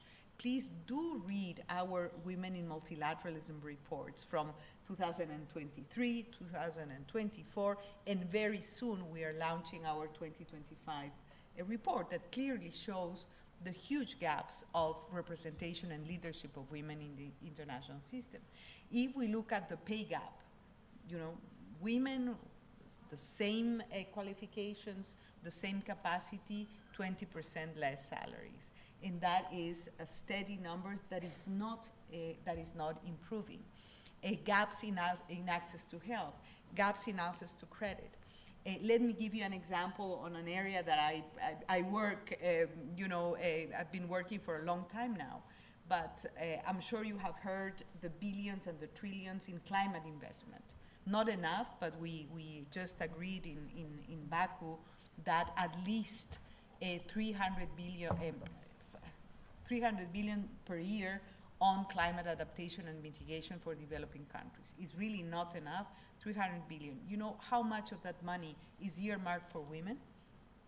It's less than 3% of the total climate finance that is invested in women. Women access to credit, women that are offline and out of the digital space. So it means that, the debt with women and girls continues to be huge in 2025.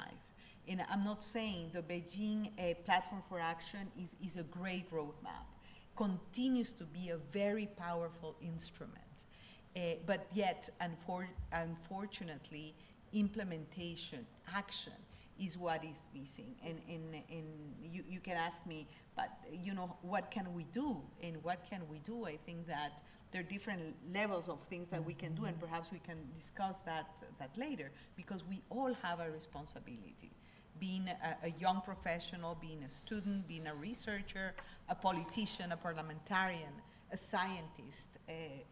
When I say scientist, again, another huge gap is women in science, the number of women scientists, the number of women, in literature and arts, well, you name it, but what I'm saying is that there is a lot of homework to do. And if you look at the data again, the reports of the World Economic Forum speak about almost 200 something years to close the gender equality gap. The UN Women, which is more optimistic, they're speaking about, I think, 120 years to close the gender equality gap. And of course, I don't want my daughter to live in a world that is so unequal. We are not going to wait 120 years. So how to fast track a world with more equality and where the dignity and the rights of women are fully guaranteed? I think that's why you're here, you're sitting here, and we need to think about that collectively.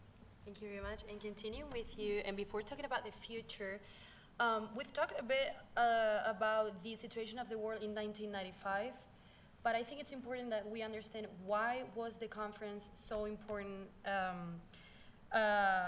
for the advancement of women's rights in 1995. I would say, first of all, we should not forget that Beijing was the second World Conference. The first World Conference was held in Mexico 20 years earlier, in 1975. And I would say, and these were the years also with CEDAW and treaty bodies on human rights on women. In you know, these advancements are not generación espontánea. Sorry, my lack of English in this situation, but they don't happen by chance. It is the struggle of societies. It is the feminist movement. It is the social movements and societies, you know, asking for rights. And that started with the right of women to vote, for example, the civil rights movement in the United States, the movements of indigenous women asking for ownership of their lands and territories and respect to their cultures, for example, in the 70s. So that was, I think, the first, you know, high moment in the international agenda.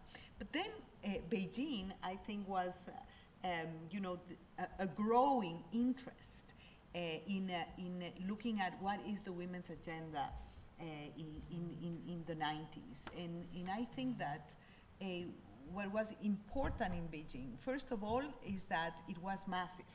You know, I would say 17,000 women, you know, came to Beijing.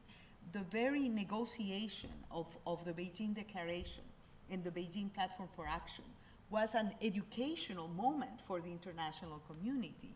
And when I tell you the story of indigenous women that never left their communities going to Beijing, you know, all of a sudden, really meant that the level of participation, of engagement, of diversity present in Beijing was this peak moment in the international agenda. But what is interesting is also to understand why multilateralism is important, why the UN is still so relevant, why the UN is irreplaceable, and why the big issues of our times can only be addressed and resolved through international cooperation. And it is true for women, but it is true for so many other issues. Climate change, for example, new technologies and the use of artificial intelligence, disarmament and the building of peace, etc. So I would say Beijing, yes, was this peak moment for women around the world, but it also reinforces the fact that it is about multilateral solutions. It is about international cooperation, especially for advancement of human rights in general. I think that the scaffolds of international human rights continue to be as important and as relevant as day one. Definitely. And we're saying that in September, it's the 30th anniversary for the conference. However, the current state of the world is far from perfect, unfortunately. And there is a lot of work to do in order to reach gender equality. Cristina, what challenges do you see ahead of us? Well, I would put at the center of our challenges the word violence. Violence against women is a scourge that continues, and it was also framing a lot the discussions in 1995. For example, in 1995, we had lived through the tremendous violence in Rwanda, with tremendous violence mainly inflicted to women, rape. We had lived through Bosnia, the massive rapes, children being born out of massive rapes. And I would say violence continues to be, yes, addressed, but not solved. Is the situation of committing violence against women just for the sake of being a woman is something that is so into our societies, be in the West, be in the global South, or be wherever. So this is a fundamental issue that we have to address. And I'm going to mainly look at and address to the young men around here. You know, equality and gender equality, it is not only in the benefit of women, it is in the benefit of the whole society. And this fight, we are going to gain it together. So we need men, young men now here, to really sign for it. But because it's an attitude. It's what you do with your families, your children, with your parents. You look at the well-being of all the members.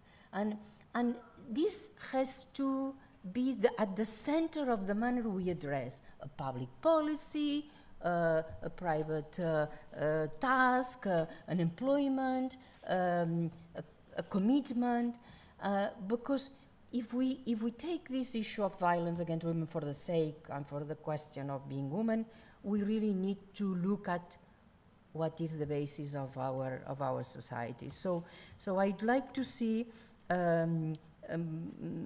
more equality through the work of men and women, and not just being the fight of women, the one that is at the center. I think that would change a lot the results. That would change a lot what we've been talking of these statistics, but also the realities. And that is a fundamental change of the manner in which our society operates, because it operates from a very unequal perspective. Thank you very much. And knowing that you're the Executive Director of GWL Voices, Secretary of the Board of GWL Voices, what role does GWL Voices have in Beijing Plus 30, in spreading the goals of Beijing? Well, we are very much connected to the process in many ways, no? But perhaps I would like to just echo Cristina on something very important that she said, that any solutions are societal solutions, and this is not a women's struggle only. We need a strong he for she kind of movement that depends very much on the strength and the commitment of young men, boys and young men, and the generations, the younger generations. I think this is so critical. What our plans for Beijing Plus 30? First of all, we followed as an organization very closely the intergovernmental preparatory process. No, there is the Commission of the Status of Women this year. We are all going to be in New York, is preparing a political declaration on of the Commission, basically framed on the advances and challenges of the Beijing Platform for Action. We are actively engaged in the negotiations, advising delegations, having an impact on the outcomes of the political declaration. There is also a process. This might be, seem like boring UN stuff, but it really is content driven. The second issue is that there is a mandate from the Pact of the Future to revitalize the Commission on the Status of Women. So again, GWL Voices is engaged in thinking on how to improve the accountability, the transparency, and the impact of the work of the Commission on the Status of Women. There is also a preparatory process for a high-level meeting, and most likely a ministerial meeting in September under the umbrella of the UN General Assembly number 80 in September. And there is a big moment also of commemoration in October in Beijing, in China, to basically wrap up the year, establishing a clear agenda and a way forward. We are actively engaged with our voices, our influence, all our members of GWL Voices that either were in Beijing or were actively connected with the Beijing agenda.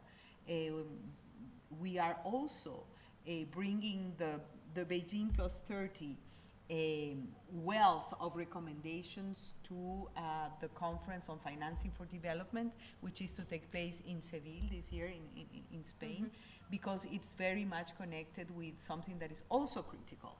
The work on gender-based violence and all forms of discrimination is critical, but also the economic empowerment of women is absolutely vital. The connection between investment, financing, access to credit, and the well-being and economic autonomy of women are critical. So we are working also in this interface. We are moving around the world in many spaces and places also, you know, to share the message, especially with the younger generations in our Her Turn program. The coordinator of our Her Turn program is around here, Alba. She's an alumni of Carlos III, sitting back there, and she's very much responsible for us, for this and for us being here. So thank you, Alba, for that. So we are, you know, part of the ecosystem. Any recommendation, any idea that comes out of this gathering and this model UN would be extremely, extremely helpful. Thank you very much. And you've talked about the younger generations, and Cristina, what I think it's great about this model of United Nations is that we gather here more than 700 people from all around the world, and we talk for 4 days about issues happening currently worldwide. What do you think is the role that we have in shaping the future and continuing the legacy of Beijing? Well, you have a role and a big responsibility. I think that's first thing is to be aware that you can do a lot. It no matter if you do it in your community or at your workspace, or you do it because you have a job in a multinational organization, multilateral organization. I think there is the need to operate at all levels and across the board. And I think from the basis that your attitudes, your men and women, boys and girls, your positions, your statements, how do you include the others? It should be, to my mind, something that should force you to ask a question if you arrive at a place and you don't see this homogeneous mixture of genders. This happens to us all day when we see the meetings of the leaders, usually leaders men, and it's quite obvious that they would not think on specific issues that would affect women because they are men. So take this attitude of being suspicious if you arrive to a place and there is only a majority of one gender, and try to be inclusive and to bring on board.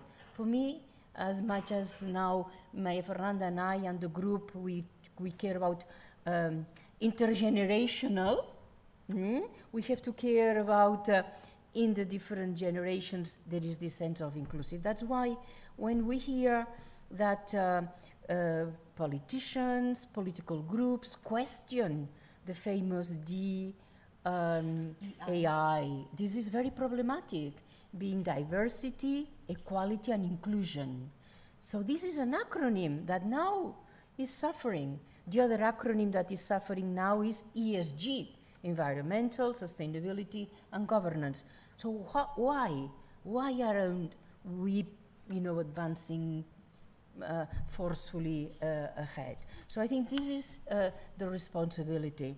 And probably only with the time along you will see the inequalities more than you see now, because now our universities in Spain and in Europe are sometimes even more there are more women than men.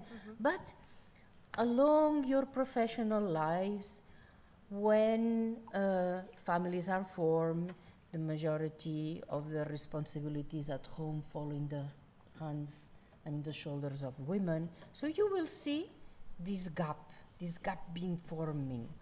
So I would really make this very strong appeal that this very diverse space, you fight for it all along your professional life, and wherever you are, wherever you act at the local level or at a multilateral level, you have in mind that we have to look behind and look aside and see who falls back. And those that fall back in general tend to be women and girls. Definitely. And wrapping up these questions that we're doing, Maria Fernanda, what would you say that are the next steps to take? What would you tell the delegates that they have to keep in mind, not only for these 4 days, but for their future? Well, the issue of gender equality and women's rights is not an issue for women, to think about. I strongly believe that, effective governance, effective international cooperation, building peaceful societies, combating wars and all forms of violence, economic prosperity, sustainability, climate solutions, everything has to have a scaffold. And the scaffold is a society that does not discriminate, that does not leave anyone behind. No, leave no one behind is the motto of the Sustainable Development Goals. So this is not a nice to have thing. So when you discuss, NATO, or when you discuss the role of the Security Council and the agenda of women, peace and security, when you discuss the role of the General Assembly, when you just think about in all the conversations, in the negotiations, in the spaces that you interact, where are the women? Where are girls into this? When you discuss how to solve the problem in the Middle East, for example, just the disarmament challenge, where are women? Where are the women that are, first of all, 50% of the world's population, but not only victims, but also agents of transformation and solutions creators, and in any area. Yes, I mean, women and girls are 14 times more likely to die in a climate shock, in a flooding or hurricane, because of many reasons. But at the same time, in a shock situation due to climate, women are the ones that guarantee provision of water, food production, that are the wisest in terms of adaptation, in terms of rebuilding. So, the world has to be, a gender equal world that guarantees full rights, full dignity to women and girls. And this is a whole of society response. So every day, every theme, every subject, every commission, just think where are the women and girls in whatever that you're discussing during these 4 days. And when you come here with your creative, transformative ideas, please share them with us, because they're going to feed into the advocacy work that we do every day. Thank you very much. It's been a pleasure for me asking you these questions, but I think it's an immense luck that we can now have a Q&A, an open Q&A, and the delegates can ask you whatever's in their minds. So if that's okay by you, we can start with the open Q&A. I think we have some microphones for the delegates, and if any delegate has any question for Maria Fernanda or Cristina, you can raise your hands.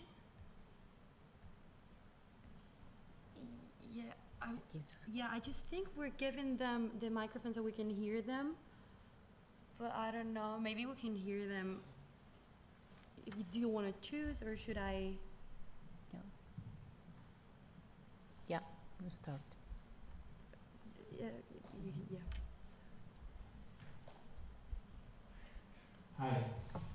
Well, thank you for you both being here. My question is, seeing that many companies have rolled back their inclusivity policies, such as Google Calendar, and the thing we're seeing with Facebook, changing what they consider hate speech, and considering we are all consumers of that company, how can we effectively influence these companies into not doing these policies and reversing the change that we managed to do before? Cristina or Maria Fernanda? You know, perhaps since there are so many, So maybe we take a few and then we come back, and if there is time, a second round. Perfect. And I think it would be interesting also if the people who make the questions can say their names and where they come from, so just so we know. Super. I'm Marcel. I'm going to the European Parliament. And you come from? I come from Venezuela. Perfect. Thank you. So maybe we can take a question over here.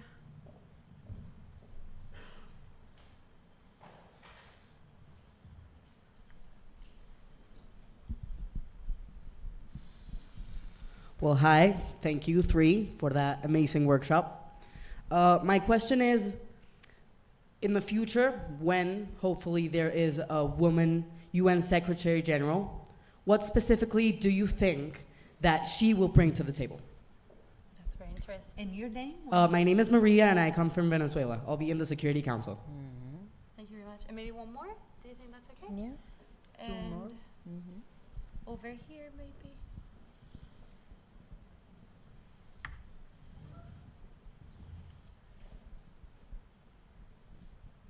Well, hi, I'm Lorena Velasquez, and first of all, thank you so much once again for that, for bringing up this topic that is very important. My question would be, is that during your presentation, it was mentioned that violence against women is a very huge problem.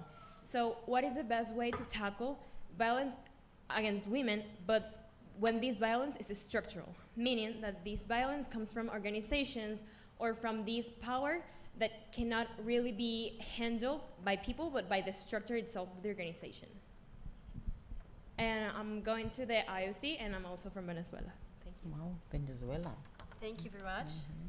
Cristina, maybe you can Okay, start. I start on the setbacks of big platforms relinquishing any responsibilities in terms of DEI, the diversity, equality, and inclusion. I frankly, I think this is appalling. This is appalling that companies that have made so much money out of us consuming and using, but consuming and using instruments that basically produce immense benefits for those founders, they turn their backs to the society, and instead of protecting and being responsible about what these platforms contain, they basically wash their hands and continues with a very greedy policy. I think companies have to be responsible about the products they put in the market. If we buy a car and it is malfunctioning and it produces severe damage to the others, the company has responsibility. So if these platforms that we use because they are part of our daily life do not protect from what they ought to be protected, I think they also should be felt responsible. So frankly speaking, I am not in a very friendly terms with these individuals that they abuse their positions. And I am not in a very friendly terms with those politicians that support this. And I had to speak loud and clear about that. We have seen that, for example, in 1995, when Beijing happened, there was no social media, there was no artificial intelligence, there were no the type of digital devices that we have now, but now they have it, we have them, and we need to address collectively not only the positive that they bring to our economic development and our social development, but also the negatives.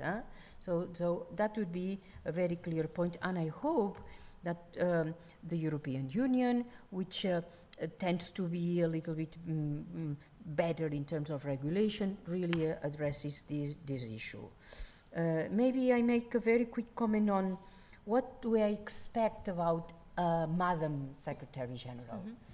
I expect a leader that cares, a leader that has abilities to organize, abilities to reform. Our international system needs to be shaken up. It's good to shake up.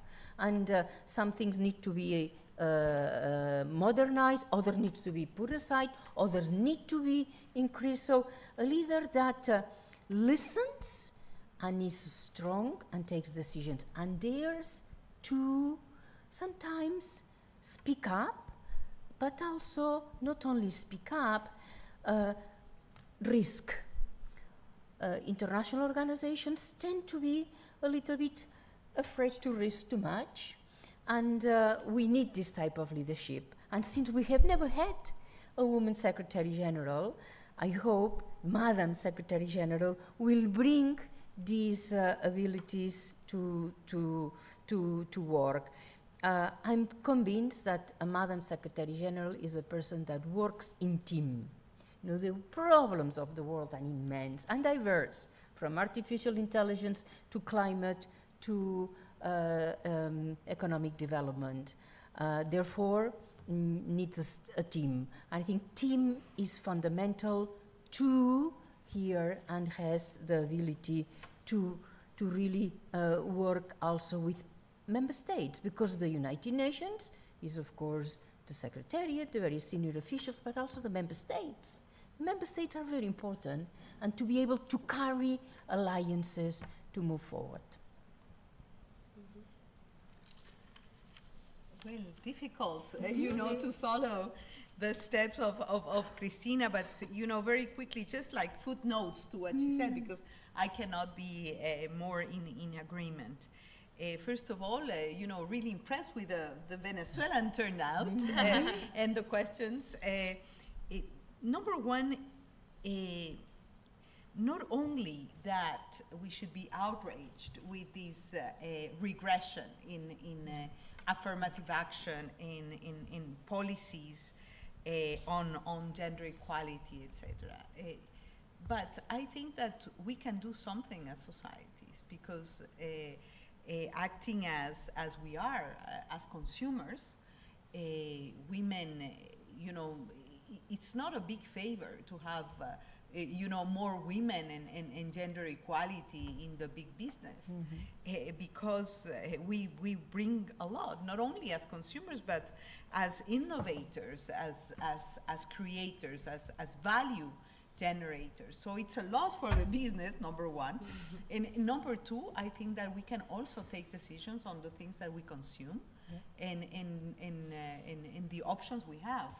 And I think that to have policies on affirmative action and gender equality should be a plus, should be a comparative advantage for any business, especially the big companies. So I would say it's also on us. It's also on the consumer side. Number two, on the Madam Secretary General, I have, I would say, sort of mixed feelings on this, because I think we need to have, after 80 years, a female leading an organization that requires a profound retooling. And it's funny, because when things start to just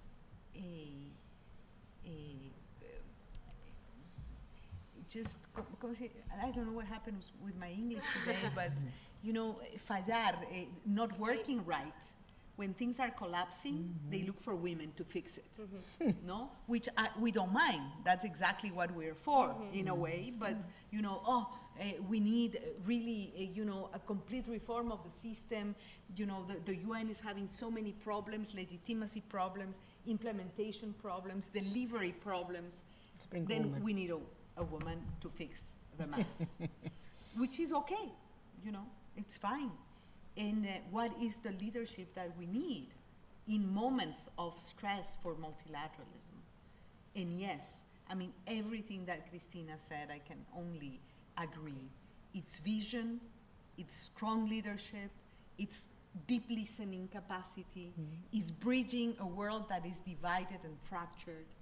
It's a bridge builder, and we are experts on that. It's bringing, the extremes together.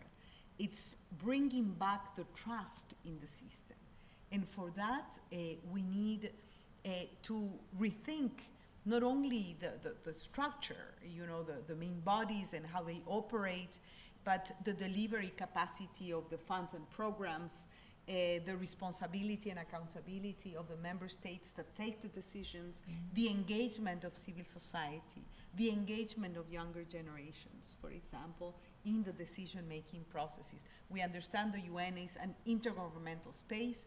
The top responsibility of everything lies in governments and member states, but societies are also responsible. And the way, to close the implementation deficit of the system is through social ownership. The UN should be relevant for all.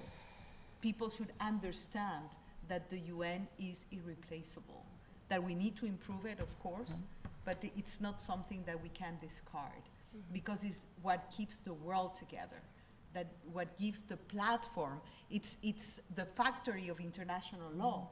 It is the platform for us to commit and collectively, address the main challenges of today. That, by the way, are in many ways different than the challenges of the world 80 years ago.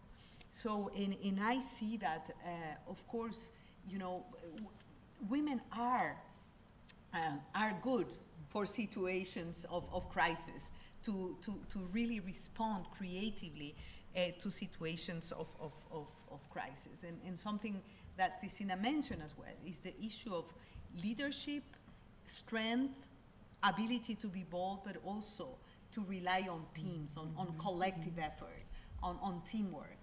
And so I think that it's now or never to have a Madam Secretary General. And to respond to your question also on how to address and solve structural violence against women. You are so right.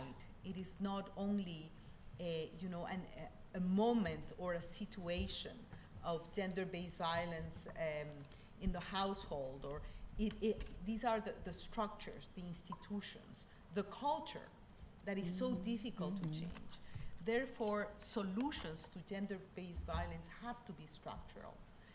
For having good laws and policies, to having good enforcement mechanisms, good social protection nets, but also to change societal cultures. And this is extremely difficult because it cannot be changed by a law or a regulation. It has to be changed by education, by pedagogical approaches to that. And believe me, poverty and inequality is also a form of violence. So if we address and curb poverty and curb all forms of inequality, that's also a way of structurally responding to gender-based violence. And believe me, working with indigenous women and disenfranchised women along my career, I can tell you, it is not an easy fix, but we cannot say that we cannot address and solve this issue. These are all human-made problems. Therefore, the solutions have to be human-made and whole of society solutions as well. Perfect. Thank you both very much. Maybe you can take some more questions around here, the center now.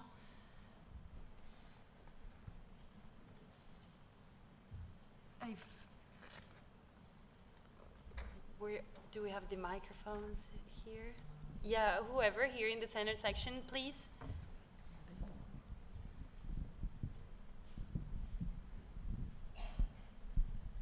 Hello, I'm Kimet, and I will be debating in the European Parliament committee, and I'm from Spain.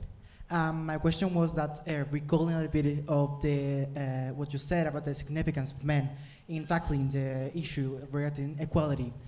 Do you think that this role of men, and especially young men, should be more of an active role, like pushing actively and speaking up? Or do you think that our role is to maybe take a step back and leave the scenario for women to speak up and deliver the message to the world? Thank you. Perfect, thank you very much. Very nice question. Maybe you can take a question in the front here. Hi, thank you. I'm Alessia, I'm from Italy, part of the European Parliament. I wanted to ask, as you addressed before, some situations were paradoxically better in the past, speaking of Afghanistan, speaking of the United States, for example. They both signed a women agreement. What went wrong, and what could we do from here, being so far away from them? Perfect, thank you very Good much. questions. Maybe we can take another one, if that's okay? Yeah, take another one, yes. Perfect, maybe over there.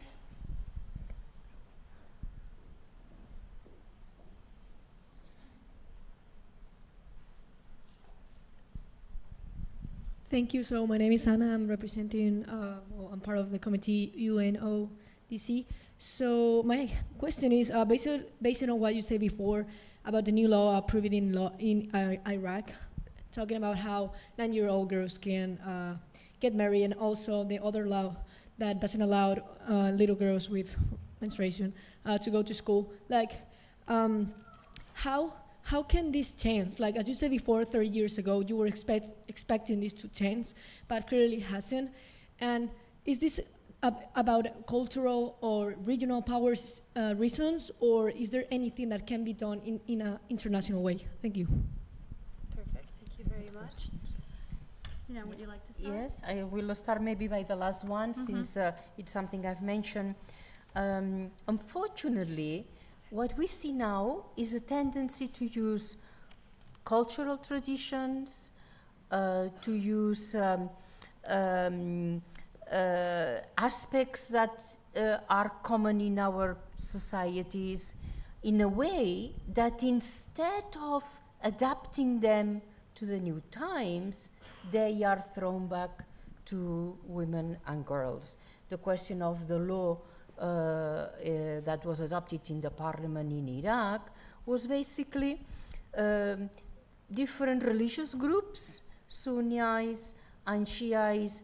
They looked for manners to advance in bringing rights back, and they agreed that the good way to fill in more religious traditions locally was to allow local mullahs to marry young girls. So this is basically an acceptance. It's a wrong way to manipulate and use traditions, and I think they have to be combated. The other case, which I mentioned, Nepal, it's also a question of a tradition. You remember there was a tradition in very rural areas in India many years ago that widows had to be basically thrown to the fire with their husbands when they died. This fortunately was brought to an end in the 80s. So there are very damaging traditions that really hamper the lives of girls and women. So we have to fight them. So in the names of tradition, we have to be extremely careful. The other question which I'm going to address is yours, about whether to step up or to step back. Well, I would say in some cases you'd have to step up and make your voice clear in favor of equality. In other cases, you have to be stepping back, allowing your women colleagues to move on. So it depends.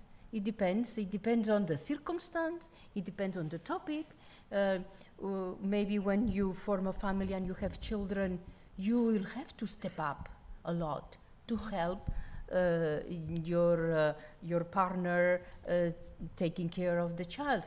One of the most welcomed legislative decision in Spain and now in Europe was the obligation of fathers to take obligatory compulsory free time to care for newborns. So yes, it's a matter of stepping up and stepping back.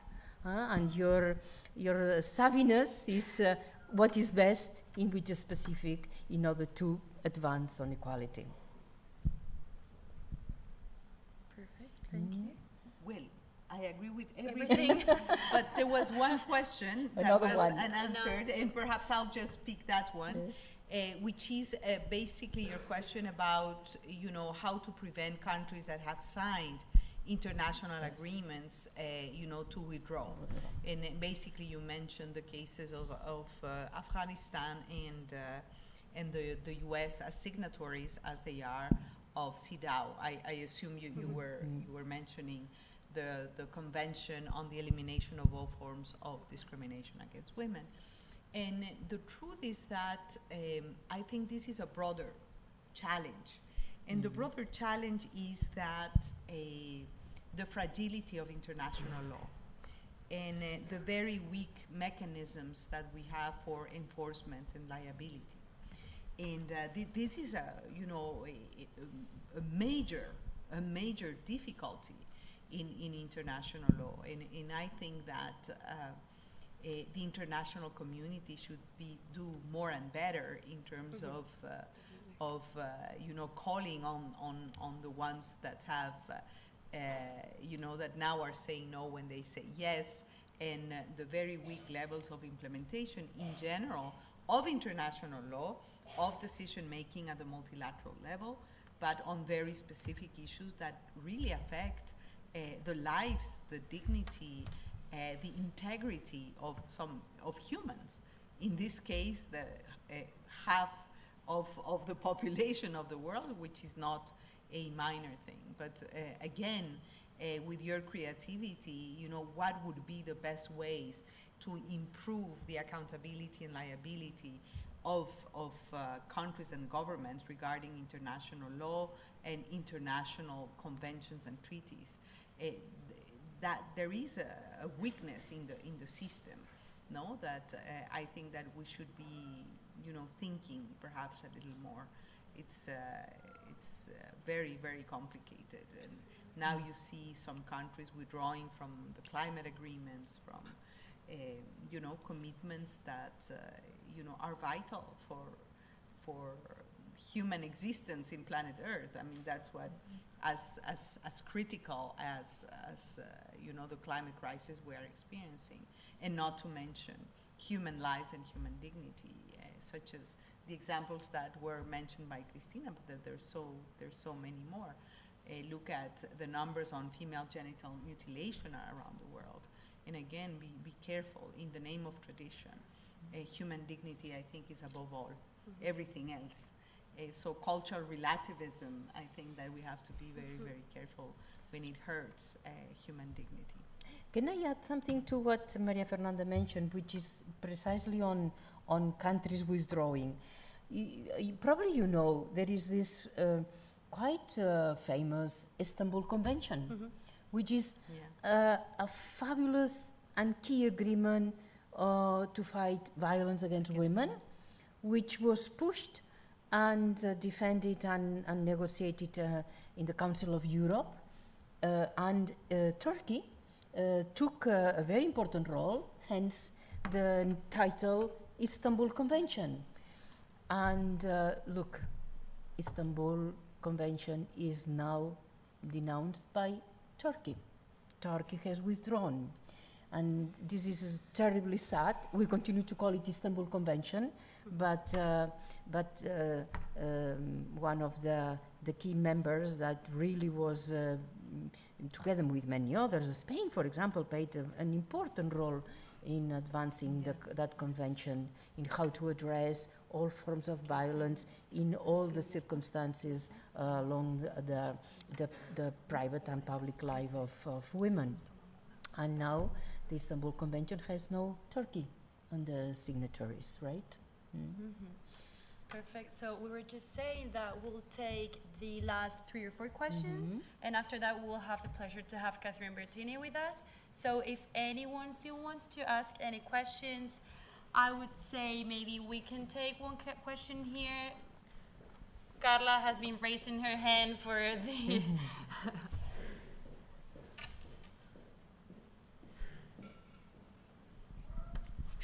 Thank you.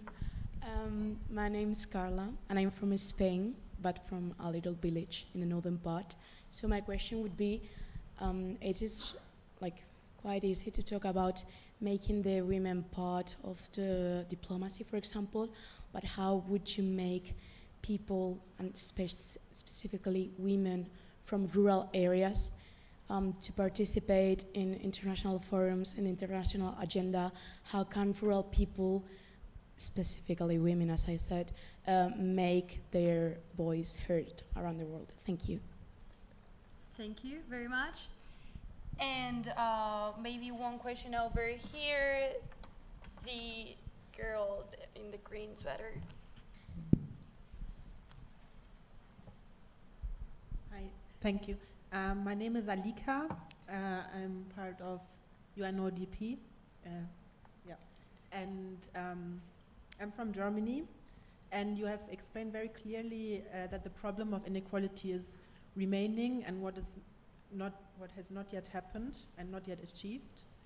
But since 1995 in Beijing, what progress has happened towards gender equality, and have there been any successes thanks to initiatives like GWL Voices and thanks to the conference? Perfect, thank you. And one last question here in the center, girl.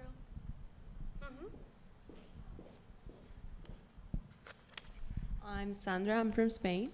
I'm in the European Parliament, and I would like to ask you if you think that in the future, I don't know, maybe near or very far away future, is it possible to have a fully equal world, or do you believe that inequality is inherent to humans and it's impossible to have a completely equal and fair world?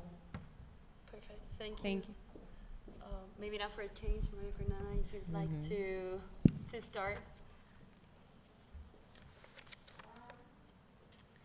Well, excellent questions. Excellent. Excellent questions. Your question about how to bring the voices of rural women to international spaces. I think that one of the issues that has improved dramatically is precisely the voices and the power and the wisdom of rural and indigenous women in international fora. And I was mentioning this, breakthrough moment at Beijing with a very, important indigenous delegation. And today there are many provisions, instruments that call for the participation and engagement of both indigenous and rural women, because these are two different and separate agendas, I have to say.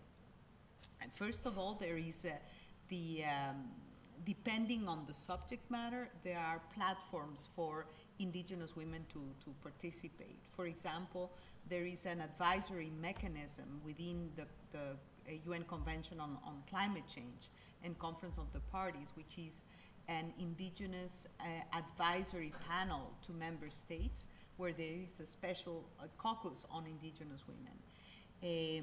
There is a resolution within the Convention on the Status of Women on the importance of rural women in the implementation of the Sustainable Development Goals, especially there is a description. It's a resolution that is very close to my heart because it was promoted by Ecuador when I was Minister of Foreign Affairs. We pushed very hard, to give a voice and power to rural women. It's not perfect. Underrepresentation continues to exist, but I see many openings. In the Convention on Biological Diversity, the voice and the role and the leadership of indigenous women as custodians of the biodiversity of the world is very, very important and heard. So I think that the system is evolving, is adapting, is improving, imperfect of course, but there are many spaces. There is no discussion, and you can ask when Catherine comes in, no discussion on issues of food security and the zero hunger goal without having rural women, you know, at the table. So we have been, as GWL Voices, and that connects to the question that you asked, in GWL Voices, the events we organize, the spaces we open internationally, we always open the door for leaders from indigenous women and rural communities. We organize things with them, we learn from them every day. We're very much connected with Red LAC, which is the Latin American network of rural women. We have a strong connection to them. So their voices, believe me, are more important than we think. Some of the solutions that the Western world doesn't know how to tackle things, they have the solutions, they know, they have done it. So I am a person that, you know, profoundly believes on their power and their capacity to transform. On the question of what happened, you know, what was, you know, the impact of Beijing at the moment and what has happened since, I think we've been discussing extensively that, of course, it was a peak moment in the international agenda. Of course, it was a peak moment for feminist movements from around the world, and the declaration and the platform for action have been, you know, during these 30 years, the roadmap that we have followed.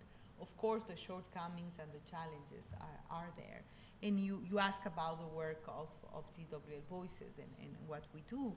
And basically, of course, we cannot solve all the problems, but what we have is a network of, I think, 75, 76, 7, every day we grow, but let's say 75 plus women from around 50 countries from around the world. And what unites us, what keeps us together, is that we have been, you know, in positions of decision making, both in our countries as foreign ministers, former prime ministers and heads of government, high-level officials of the UN, coming together to basically advocate for a strong, effective multilateral system that puts women and gender equality at the center. And for that to happen, we need better representation of women in the international system. So that's our raison d'etre. That's our, you know, our job description, our mission, and we use our influence. Our president and founder, Susana Malcorra, says, you know, we're not activists, we are influencers, and basically we deploy, sometimes publicly, but most of the time, silent diplomacy and track 2 kind of diplomacy to make things happen. So we want to bring our gray hair, the years of experience, to the service of building a better multilateral system, responding to your question. And perhaps just a few words on the issue of if we can actually build equal societies of inequality is inherent to humankind, and we just have to give up on trying to build, you know, societies that are more equal. And I think that, you know, to have these ambitious goals are of utmost importance. We need to believe that we can achieve building peaceful and equal societies. Of course, it's not easy. You know, we cannot think for a second, especially you, I mean, young professionals, that inequality, that poverty and war is a manifest destiny, that's the way humanity should live. It's a no, absolutely no. You know, I said at some point that these are all crises that are human-made, and the solutions have to be human-made. And it's not artificial intelligence that is going to solve this. It is collective action from humans that are going to make it happen. Of course, the perfect society, does not exist. But our responsibility is not to give up, is just follow our dreams, our commitment, do whatever we can do and we should do wherever we are. And again, as a consumer, as a professional, as a father, as a brother, we all have a role to play in society. In political engagement, if you want to be politicians, be very careful. I mean, it hurts me. I was reading a few weeks ago a Latino barometer. 8 out of 10 young people in Latin America do not trust political parties. And the only solution for stronger democracies and the only solution for politicians that serve the people they're supposed to serve is precisely to rebuild the world of politics. And that requires young politicians like you, to engage and commit. So, we should not give up. Perfect. Thank you, Cristina. Maybe very few words, because Maria Fernanda has said it extremely well. Maybe what makes this current moment very challenging for all these processes that we have been talking, and doubt that a future more equal or inequality is not at hand, is the combination of a situation where we have political leadership very much machos and egocentric. We spoke about strong leaders, but the strong leaders do not mean this egocentric male leadership, or sometimes not only men, but that really attract this energy and project toughness only. So the unity of this with in the name of traditions, and in the name of religion, and in the name of culture, the mix of all this is very, very problematic, I would say. It can be dangerous. And this is why, after all these movements that we have seen lately, for example, Me Too, or we saw strong in Spain movements against violence against women on, for example, what happened in some very well-known cases, La Manada, or we saw this last summer the trial of a gentleman that exploited sexually his wife, tremendous case in France. So this all together with this involution, this regression, is what makes the current moment very complicated, and probably hence the question of will we be able? And I couldn't be more in agreement with Maria Fernanda. Yes, we ought to be able. We ought to be able for you, because you are young, for not only our children, but yours, because we really are committed to a fairer society, and a fairer society that looks, as we have said before, to those that somewhere else are further behind and more weak. So yes, I would end with the being sober, because the situation is very complicated, but yes, we have the strength and the energy to fight for equality. Thank you very much, Thank you. Cristina, Maria Fernanda. We will now be connecting with Catherine Bertini, a member of GWL Voices, former executive director of the UN World Food Programme, a position for which she was awarded the World Food Prize in 2003 for her transformational leadership and her positive impact in women's lives. Catherine has played an important role in improving food security and humanitarian affairs in the whole world, and nowadays is a senior advisor in different organizations. Catherine, I don't know if she can hear us or see us.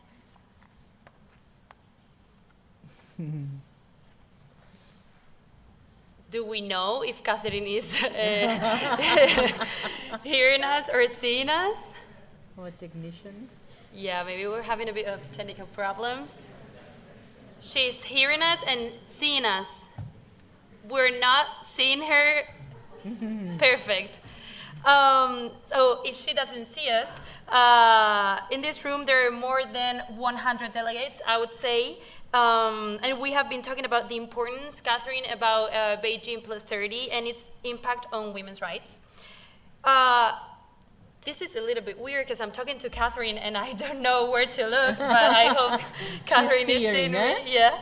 So Catherine was actually present in the conference in 1995, which is truly amazing. And I'd say we cannot wait to listen to her story, to her view of this anniversary, and to the future of the international gender agenda. So if we can hear to Catherine. Can we? While we're waiting for Catherine, I actually have a really brief question for you regarding Catherine. Do you think she would still say that women eat last in 2025?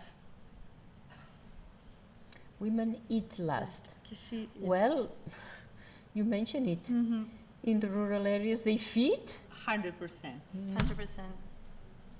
And when, especially when there is scarcity and drought and yeah, it's true and it's real. And that leads me to, do you think we're advancing on women's rights, but we're leaving some women behind from maybe Europe or the United States? Are we leaving behind indigenous women? Are we leaving behind poor women?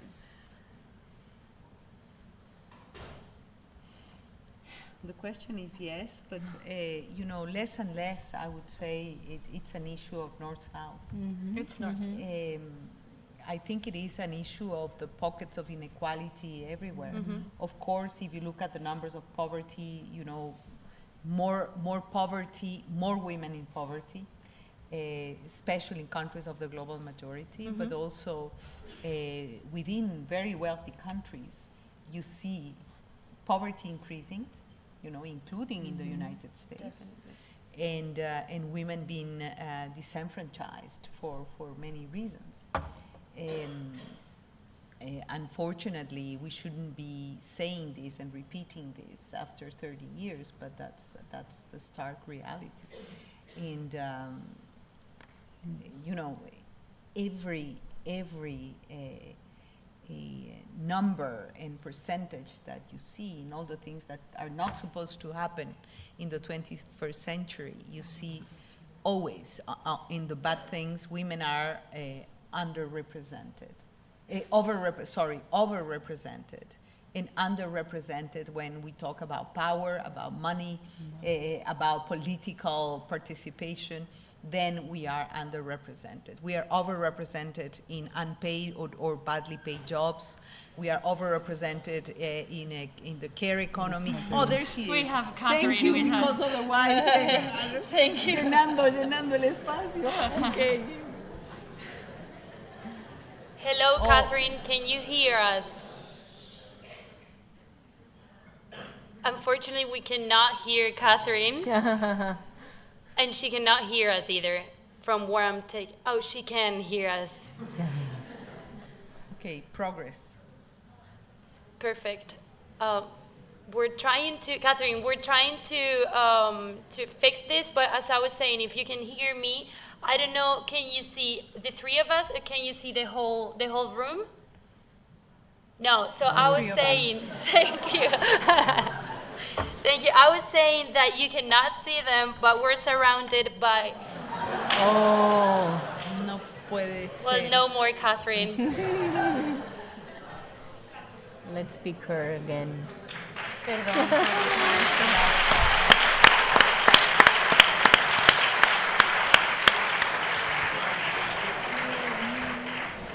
Well, we're trying to reconnect with Catherine. I'm going to use this time. There she is. Your camera, you're cut off. You were cut off for me partway through your last speech, last sentence.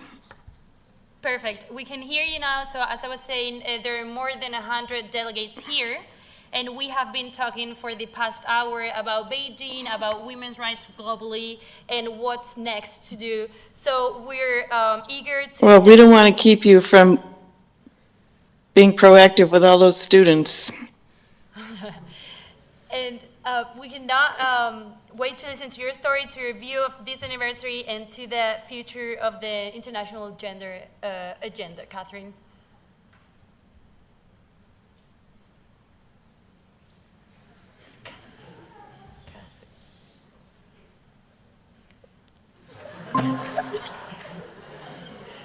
Hello? No. Can you hear us? I can hear you now. Oh, now, did you hear what it just said about your story? Being eager to listen to your story. No, I don't hear you. No, she does. I see your lips moving. Okay. You know, if we're going to just say hello to all the students, wish them well. She wants to say to wish the students well. You know, we don't want to keep wasting people's time with this connection. No. Can you maybe advocate yourself?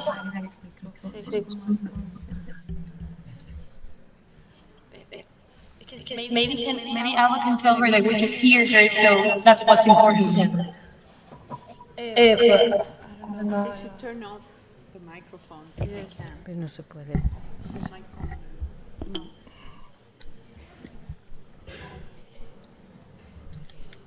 Now you're all cut off from me. Well, I'm sorry for this. Bueno, technology, very unreliable. But maybe they can tell her that to talk to us about the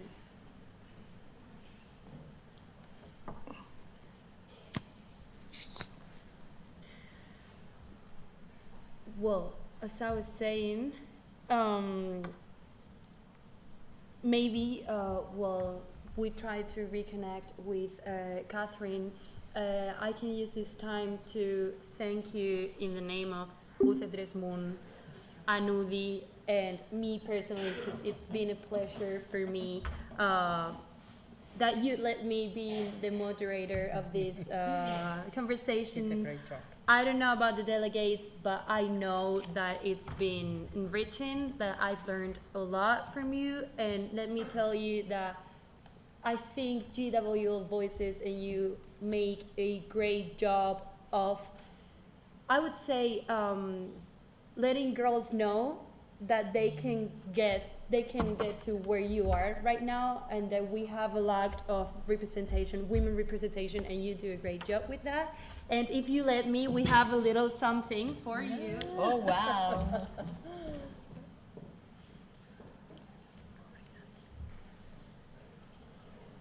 She's gone for it. Now she's gone for it. She's not. Oh no, So she's back. we have one for you. Thank you very much. And another one for Very you, kind. so you can Muchas gracias. remember us. Thank you, Monse, and thank you all. I mean, it's been a privilege. And we have Catherine back. Yes, let's hear her. Can you hear us, Cassie? Catherine? Yes? She can hear us now, so that's fantastic. Yes. So Hello. perhaps she can only just speak for a little while. Yes. Yeah. Yeah, that's Catherine. Hello again. Thank you for being here with us, and sorry for the technical problems. So we were just eager to hear your view on the Beijing Conference, on the actual state of the world and the state of women's rights. So I think it's okay if we can start. Yes. Oh, yes. Let's hear. No, por favor. We can hear her. We can hear her.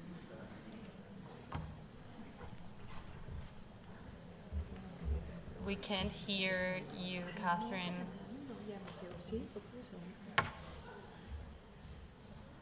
Maybe. No, I think we're gonna. Okay, well, thank you. Thank you, everybody. Good luck. We can hear you now. Oh, you can? Look, yes, the answer to your question women still eat last. Women are the ones who collect the food, who cook the food, who shop for the food, who grow the food. And then they serve their families, they serve their husbands, they serve their children. And then if there's any left, they eat themselves. This was my main point in Beijing. Unfortunately, it's still the point now. In Beijing, when we went to Beijing 30 years ago, of course, a lot was different. There were very few women in leadership around the world. And women had to struggle in most communities around the world for everything they had. Now, some of that is better. There's more women in leadership, not enough. There are more women in local leadership, not enough. But the basic needs of the poorest families of the world are still those that are struggling with female-headed households and not enough to support their children. And that's still, I think, one of the biggest concerns the society has. And then we've seen things since then with the Taliban coming in twice in Afghanistan, and people looking in other severe societies and impacting the lives of women and the opportunities for women. So in 1995, I was very hopeful that my generation was going to fix this issue so that generations younger than us, like those of you in this room, would not have to worry about this. You'd get the jobs, the women would get the jobs they wanted, the men would have contented lives with their partners and their families. Everybody would be in a different but better space. And I'm sorry that you still have to fight, but you do. And I want to give you every encouragement possible, because when you make the world better for yourselves, you make it better for your sisters and your brothers and your children.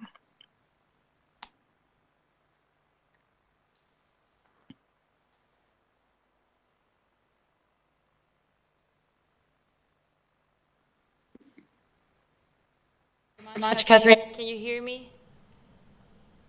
Perfect. I have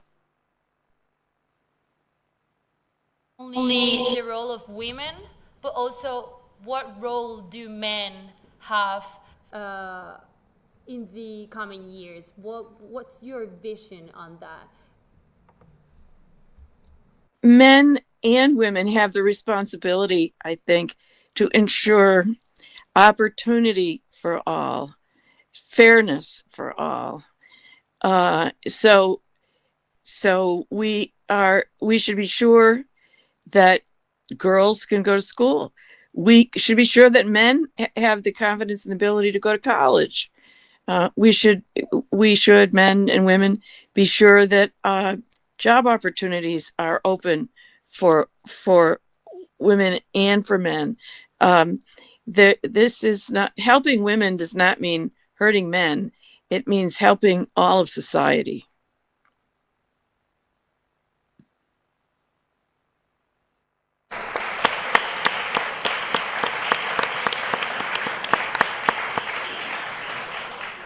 Well, perfect, Catherine. Thank you very much for being with us. I've told Maria Fernanda and Cristina, but it's a real pleasure that we all can listen to you and learn from you and continue to think about these matters that it's actually very important.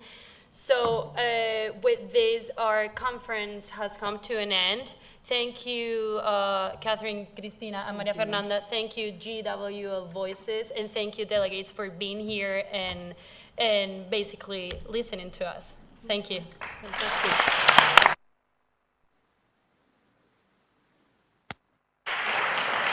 Pues si quieren, podemos ir saliendo. Muchas gracias. Lo siento muchísimo. Esto siempre ocurre, de verdad. Los temas tecnológicos. No hay que dejarle